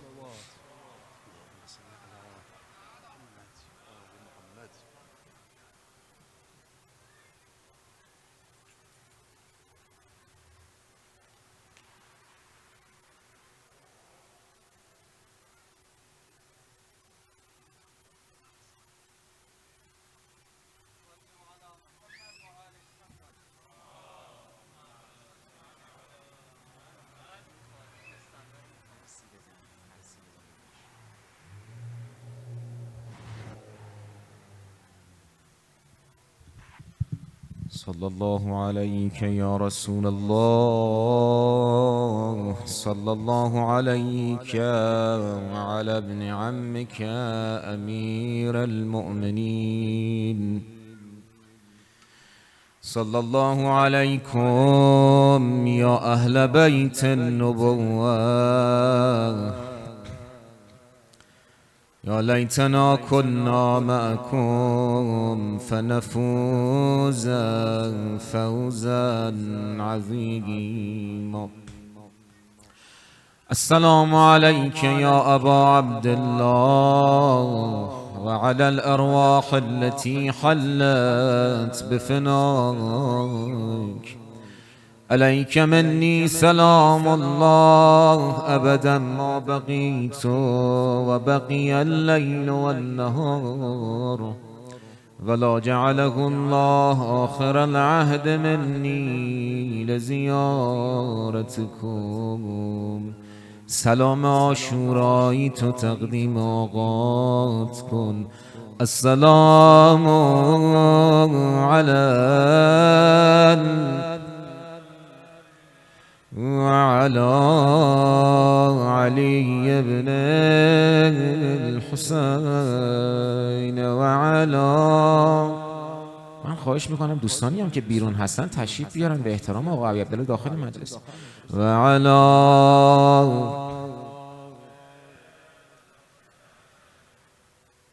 اللهم كن وليك الحجة ابن الحسن صلواتك عليه وعلى آبائه في هذه الساعة وفي كل ساعة وليا وحافظا وقائدا وناصرا ودليلا وعينا، حتى تسكنه أرضك توعا وتمتعه فيها طويلا. از آفاق مکه خبر میرسد که عمر شب تیره سر میرسد. جانم فدایت یا ابن زهرا، شب عاشورام فرا رسید. اگه میشه یه نگاهیم به ما نوکرای ابی عبدالله کن. بگو با مدینه، بگو با احد که فرزندتان از سفر میرسد. پدر خود خبر داده بود از زمین که با ذوالفقارش میرسد. بگو همانان که بت باورند خلیلی دگر از راه میرسند. خلیلی که با 313 دلیر سراپا جگر میرسد. بگو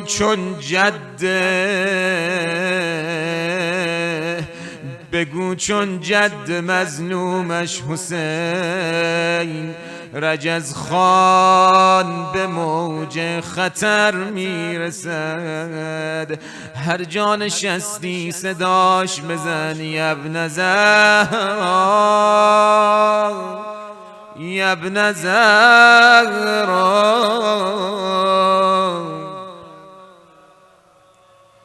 جانم و یبن زهرا.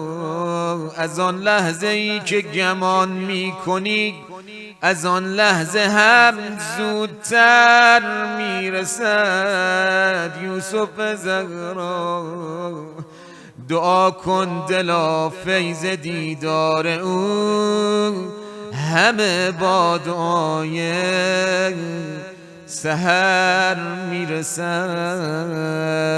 یه همچین شبی ابی عبدالله یارا رو جمع کرد. اول رفت سراغ عباسش، اون ملعون نانجیب شمر اومد در خیمه عباس. کجاین فرزندای خواهرم که من امان نامه آوردم؟ قربون مظلومیتت برم حسین. خودش با زبان خودش به ابی انت و امی جانم فدایت. خودش با زبان خودش به ابوالفضل گفت برو جواب شمر رو بده. آخه هیچکی از در خونه تو بی جواب نمیره. باب الهوایج از خیمه اومد بیرون، گفت نانجیب چی میخوای اینجا؟ گفت برات امان نامه آوردم. گفت خجالت نمیکشی برام امان نامه آوردی و پسر فاطمه رو تنها بذاریم؟ برو من امان نامه نمیخوام. یه جا اینجوری از شم دستگیری کرد وجود نازنینش، یه جا دیگه باز اومد دستگیری کنه. وقتی دید روی سینش صدای شمر میاد، وقتی روی سینش حس سنگینی کرد، گفت شم اگه همین الانم منصرف شی قول میدم تو دنیا دستگیری تو کنم. هر جا نشستی به احترام ابی عبدالله، به احترام مظلومیتش صداش بزن یا حسین جانم، یا حسین، یا حسین. یه همچین شبی همه یارا رو جمع کرد، گفت میخوام بیعت و ازتون بردارم. رفت سراغ اول صحاب عباس ابن علی، داداش اومدم سراغ تو که دیگران خجالت نکشن. عباس جون دست زن و بچه ها رو بگیر و برو، دیگه فردا کسی نمیمونه، خجالت نکش. گفت جانم فدایت حسین، تا قطعه از بدنم جدا نشه ولت نمی کنم سیدی. رفت سراغ زهیر، جانم فدای این اصحاب، رفت سراغ زهیر. زهیر برو، فرمود ابی عبدالله اگه تمام بدنم و قطعه کنن، خاکستر کنن، خاکسترها رو به باد بدن، دوباره زینب بیاد، دوباره من زنده شم، دورت میگردم ابی عبدالله. جانم فدایت که چه به حال تو آمد یا حسین مظلوم. کمی هم بشینیم پای روزه امام رضا جانم فدایش، اونایی که دلتنگ حرم طلایی شدند. یبن شبیب گریه کن از غربت حسین، یبن شبیب در کربلا شکسته شده حرمت حسین، شد زخم از مصیبت او پلک چشم ما، خنده رود ز لب چو شود صحبت حسین، بر تن نداشت جد غریبم توان و تاب. ساکت نباشیم شبا. بر تن نداشت جد غریبم توان و تاب، یبن شبیب ذکر لبش بود آب آب، قربان لبان عطشانت برم یبن زهرا حسین شهید. یبن شبیب نیزه به حلقوم دیده شد، چون سر ز تن او بریده شد.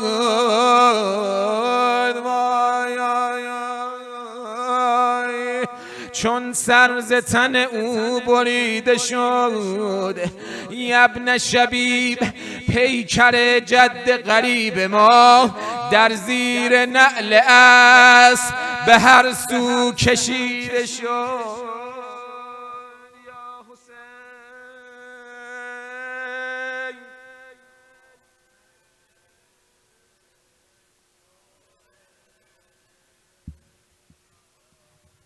یبن شبیب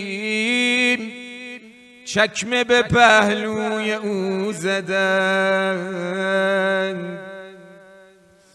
در پیش عمه چنگ به گیسوی او زدن. یبن شبیب جد غریبم کفن نداشت، یوسف به قعر چاک ولی پیرهن نداشت. از بس که زخم بر روی زخم دگر زدن، یک جای سالمی به تمام بدن نداشت. یبن شبیب ترک روی آینه دیده ای، جای سم سطور به یک سینه دیده ای یا نه؟ یبن شبیب گریه به جز داغ جد ما حسین نکن. یبن شبیب این حرف را به پیش کسی بازگو نکن، ناموس جد مرا روی تل با اشاره گفت ای بی حیا حسین مرا زیر و رو نکن. یا حسین یا حسین یا حسین یا حسین. امشب عاشورا هم تموم شد. یا حسین یا حسین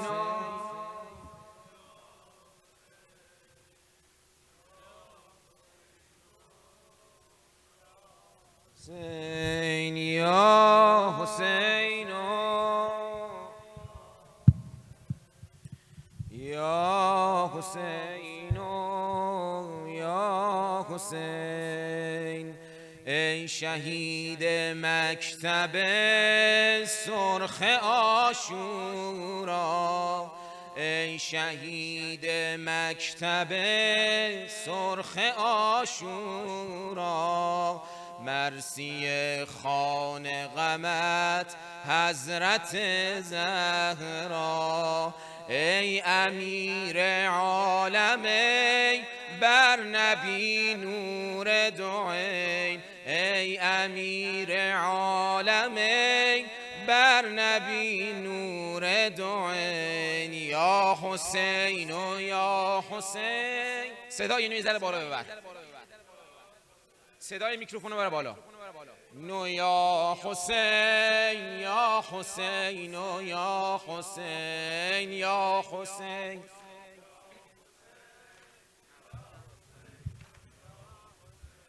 یا حسین و یا حسین، حسین دیده ارض و سما در غمت گریان، دیده ارض و سما در غمت گریان، عزت و آزادگی از تو جاویدان، ای صفای بندگی ای امید زندگی، ای صفای بندگی ای امید زندگی، علت رزمندگی، یا حسین و یا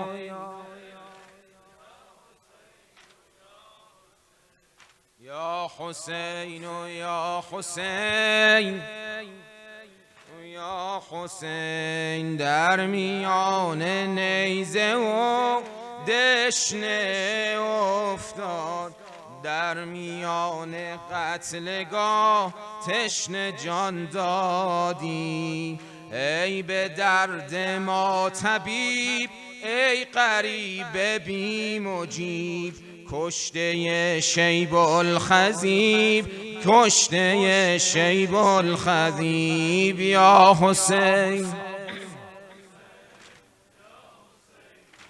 صدای عاشوراییه. نو یا حسین یا حسین،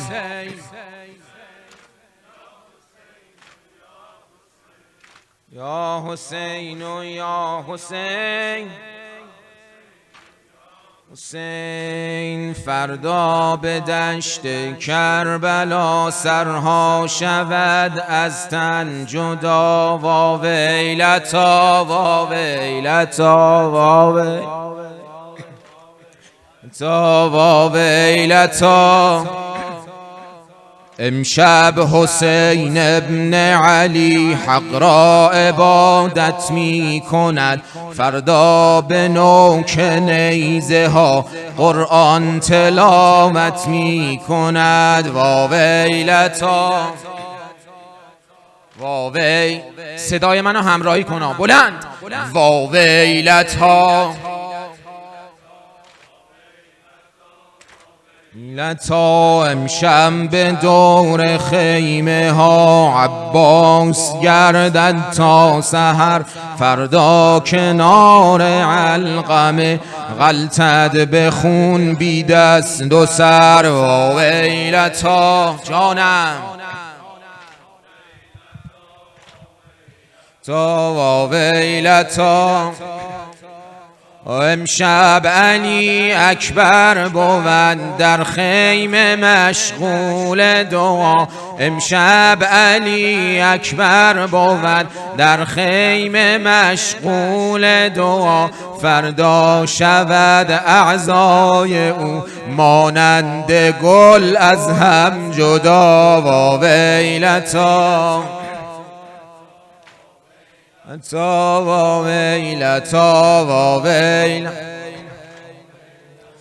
امشب بخواند در حرم، امشب بخواند در حرم، قاسم نماز نافله، فردا کنار پیکرش در خیمه افتد ولوله. وا ویلتا وا ویلتا وا ویلتا.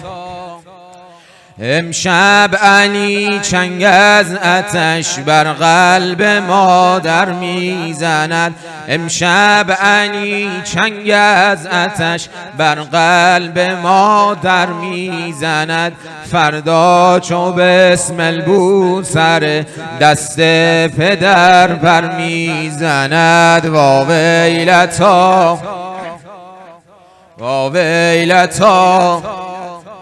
امشب بود در خیمه ها از عشق و جان بازی سخن، امشب بود در خیمه ها از عشق و جان بازی سخن، فردا زمین دریا شود از خون 72 تن. وا وی وا وی وا وی.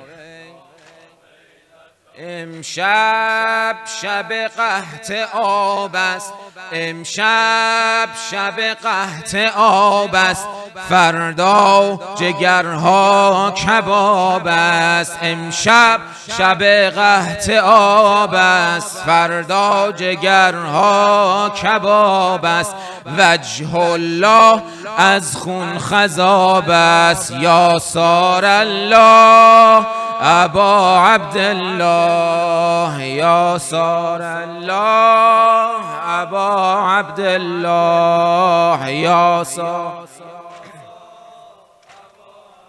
الله یا سار الله. لا امشب ابوالفضل العباس دوره حرم میدهد پاس، دریا ری سید الناس. یا سار الله ابا عبدالله، یا سار الله یا سار الله. لا امشب ابوالفضل العباس دوره حرم میدهد پاس، دریا ری سید الناس. امشب آتش کرده قوقا، امشب آتش کرده قوقا، واوی لتا ظهر فردا افتد ز تن دست سقا. یا سار الله یا سار الله ابا عبدالله، یا سار یا سار الله. 6 ماه در پیچ و تاب است، 6 ماه در پیچ و تاب است، فردا روی دست باب است، فردا روی دست باب است، اندامش از خون خضاب است. یا سار الله ابا عبدالله، ابا عبدالله، یا سار الله یا سار الله. الله امشب علی دور بابا، امشب علی دور بابا، فردا شود اربن اربا، فردا شود اربن اربا از تیر و شمشیر اعدا. یا سار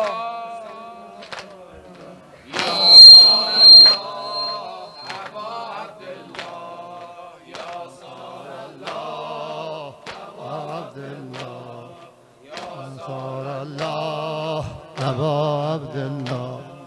امشب رسد در آسمان امشب رسد در آسمان آوای قرآن حسین. امشب رسد در آسمان آوای قرآن حسین. فردا کنار قتلگاه زهراست مهمان حسین. ای حسین جانم، ای حسین جانم، ای حسین جانم، ای حسین جانم. امشب حسین ابن علی در خیمه دارد زمزمه. امشب حسین ابن علی در خیمه دارد زمزمه. فردا سرش گردد جدا در پیش چشم فاطمه.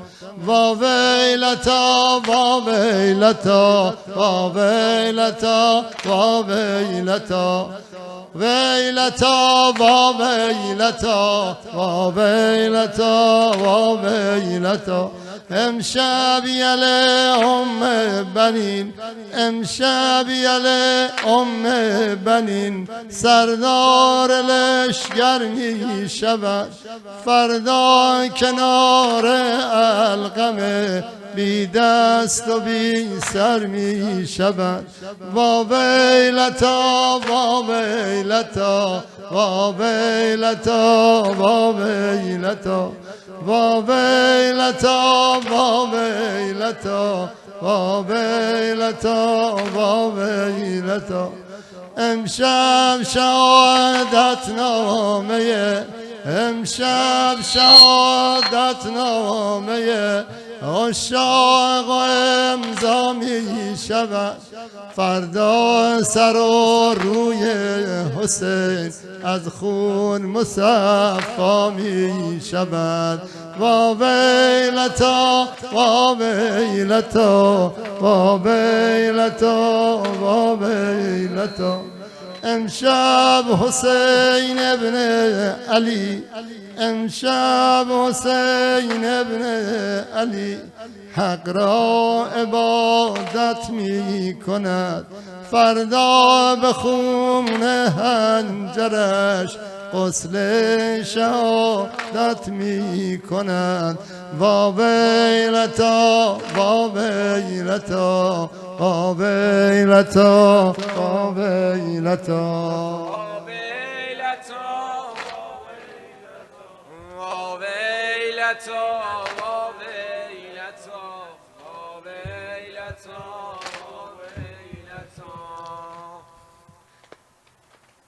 از غم تو سوخته جگرم، عشق تو کرده در به درم. تا روز خون گفت کرب و بلا،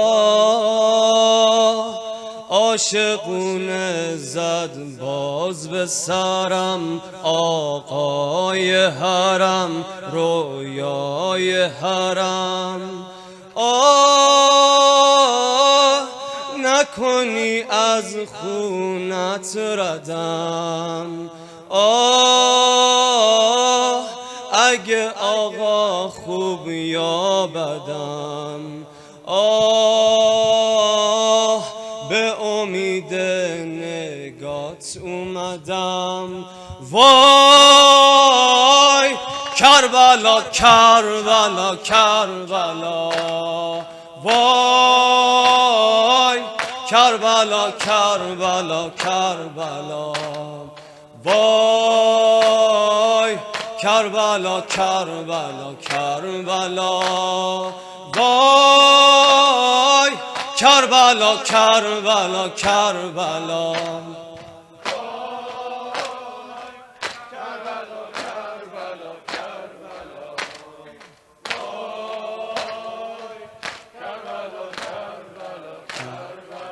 شوریده و شیدای تو هم شیرینی رویای منی تا به قیامت پای تو هم دین منی دنیای منی آقای منی آی با شهیدان تو یا حسین آی بر سر خوان تو یا حسین آی به دلم حسرت کربلا وای کربلا کربلا کربلا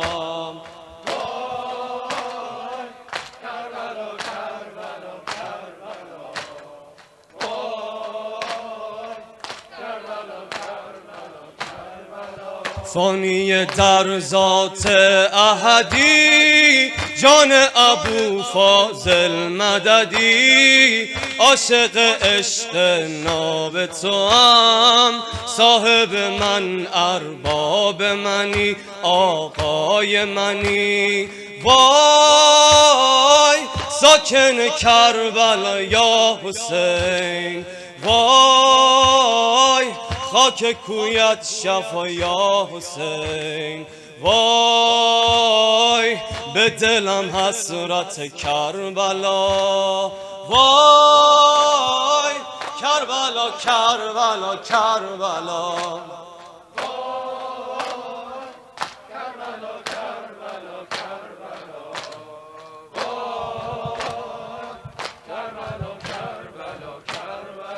The luminous moon lightening the way, the rising sun that brightens the day. Heaven without you wouldn't be in flames. You're the heaven in Karbala, Karbala. Your visitors offer you their hands. Enemies will never understand why your brave soldiers fought in the sands. All of them martyred in Karbala, Karbala. Oh, heaven is opening, Ya Hussein. Oh, angels descending, Ya Hussein. Oh, they are reciting in Karbala. Vay Karbala, Karbala, Karbala. Vay Karbala, Karbala, Karbala. Vay Karbala, Karbala, Karbala. Vay Karbala, Karbala, Karbala.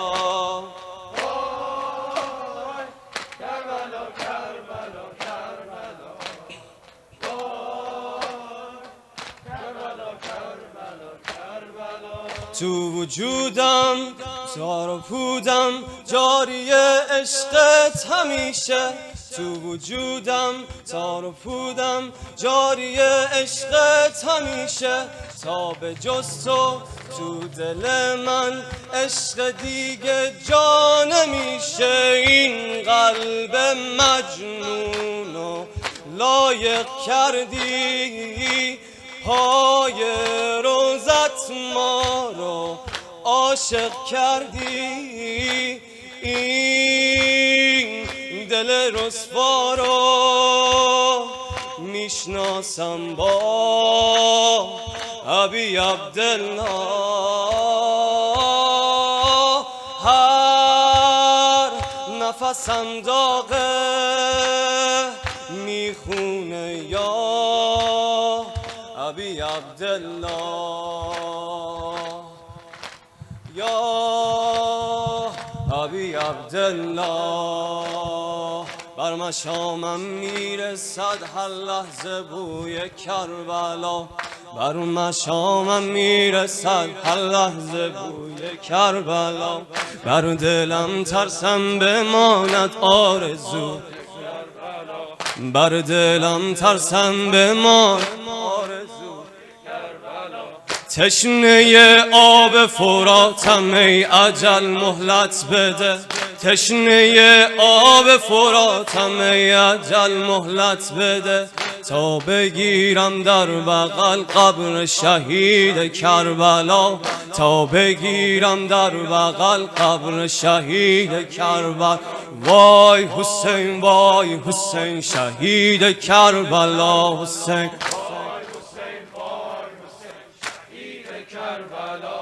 وای حسین وای حسین شهید کربلا حسین وای حسین وای حسین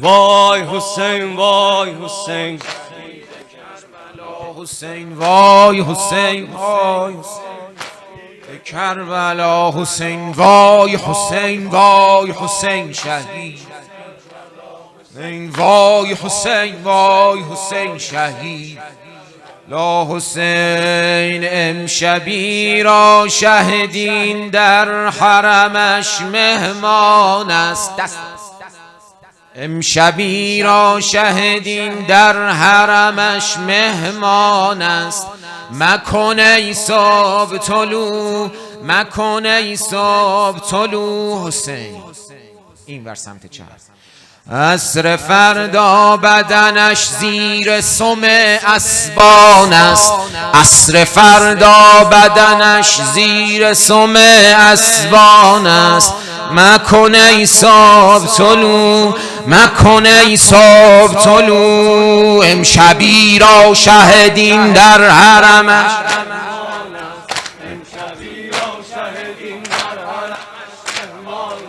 مکن آماده ای طلوع عصر فردا بدنش زیر سم اسبان است عصر فردا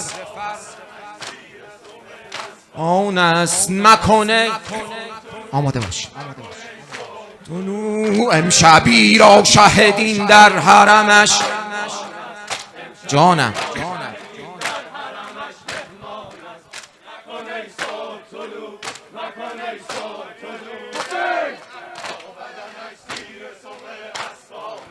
عصر فردا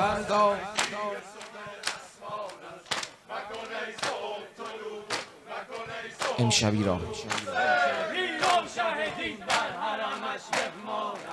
امشبی را شهدی مکن ای صبح جانم طلوع عصر فردا بدنش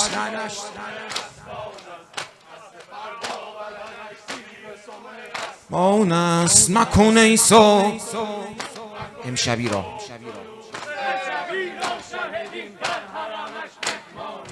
امشبی را شهدی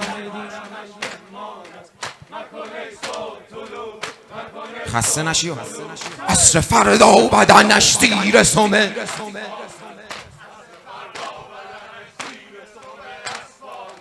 مکن ای صبح تو امشبی را شهدی جانم این قسمت تندش میکنی ها صبح طلوع مکن ای صبح طلوع عصر فردا بدنش زیر جانم عصر فردا بدنش مکن ای صبح طلوع امشبی را شهدین در حرمش همین که تند میکنی جوین شو به هم مکن ای صبح طلوع مکن ای صبح طلوع عصر فردا بدنش جانم مکن ای صبح طلوع طلوع امشبی را شهدین در حرمش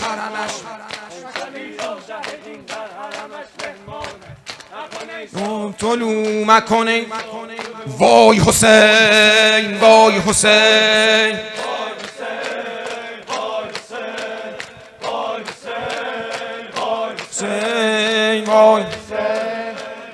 حسین گریه کن ای فاطمه بر امشب و فردای حسین وای حسین وای حسین گریه کن ای فاطمه بر امشب و فردای حسین وای حسین وای حسین حسین جلوه کند بر سر نی صورت زیبای حسین وای حسین جانم همه وای حسین تمام شد آشورا حسین آهر و بابا حرم و اشک دو چشم تر او وای حسین وای وای حسین سوز حسین و نگه و خون علی اصغر او وای حسین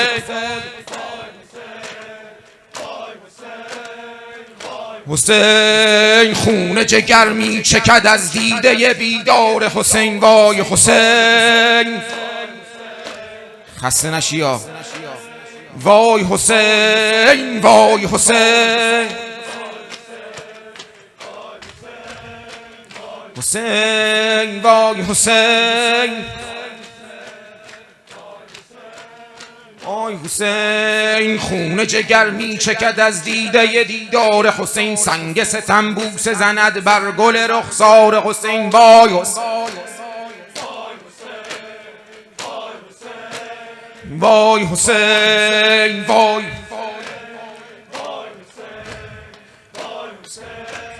وای حسین سینه پر از تاب و تب قتل حسین ابن علی وای حسین جانم حسین سینه پر از تاب و تب قتل حسین ابن علی وای حسین وای حسین حسین اهل عزا گشت شب قتل حسین ابن علی وای حسین وای حسین وای حسین وای حسین وای حسین کشته شد وای حسین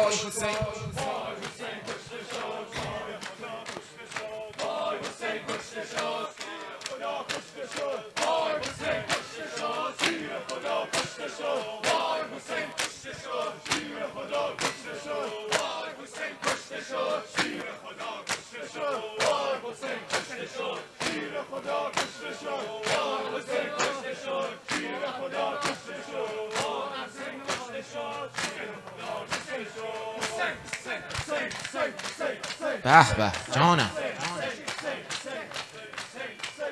حسین حسین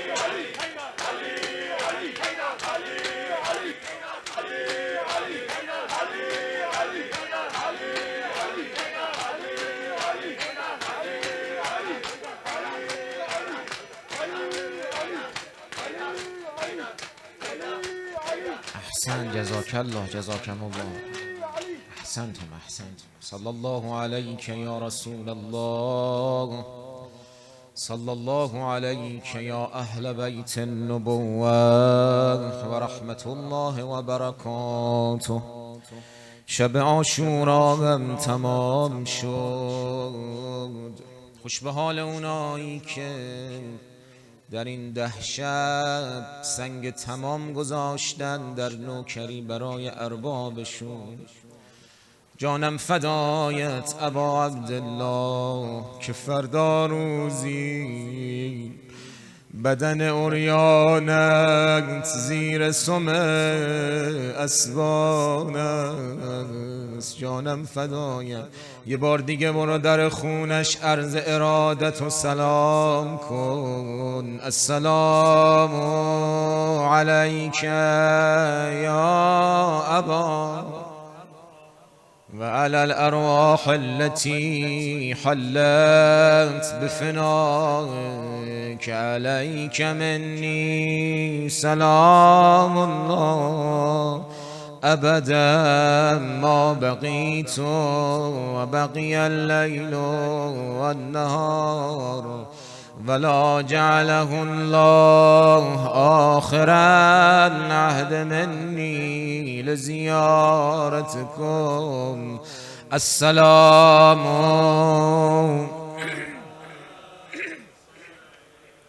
وعلى وعلى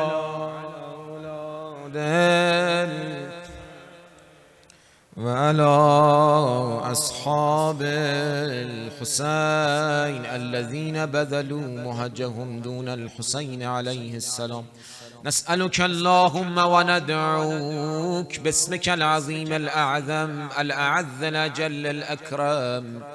الهی یا حمید و به حق محمد. دستهای دعا رو بالا بیار. الهی یا حمید و به حق محمد، یا عالی و به حق علی، یا فاطر و به حق فاطمه، یا محسن و به حق الحسن، یا قدیم الاحسان به حق الحسین. یا الله یا الله یا الله یا الله یا الله یا الله یا الله یا الله یا الله یا الله یا رحمان یا رحیم یا مقلب القلوب ثبت قلوبنا على دينك واكفنا يا قاضي الحاجات ويا كافي المهمات إنك على كل شيء قدير. خدایا به عظمت شب عاشورای حسین ابن علی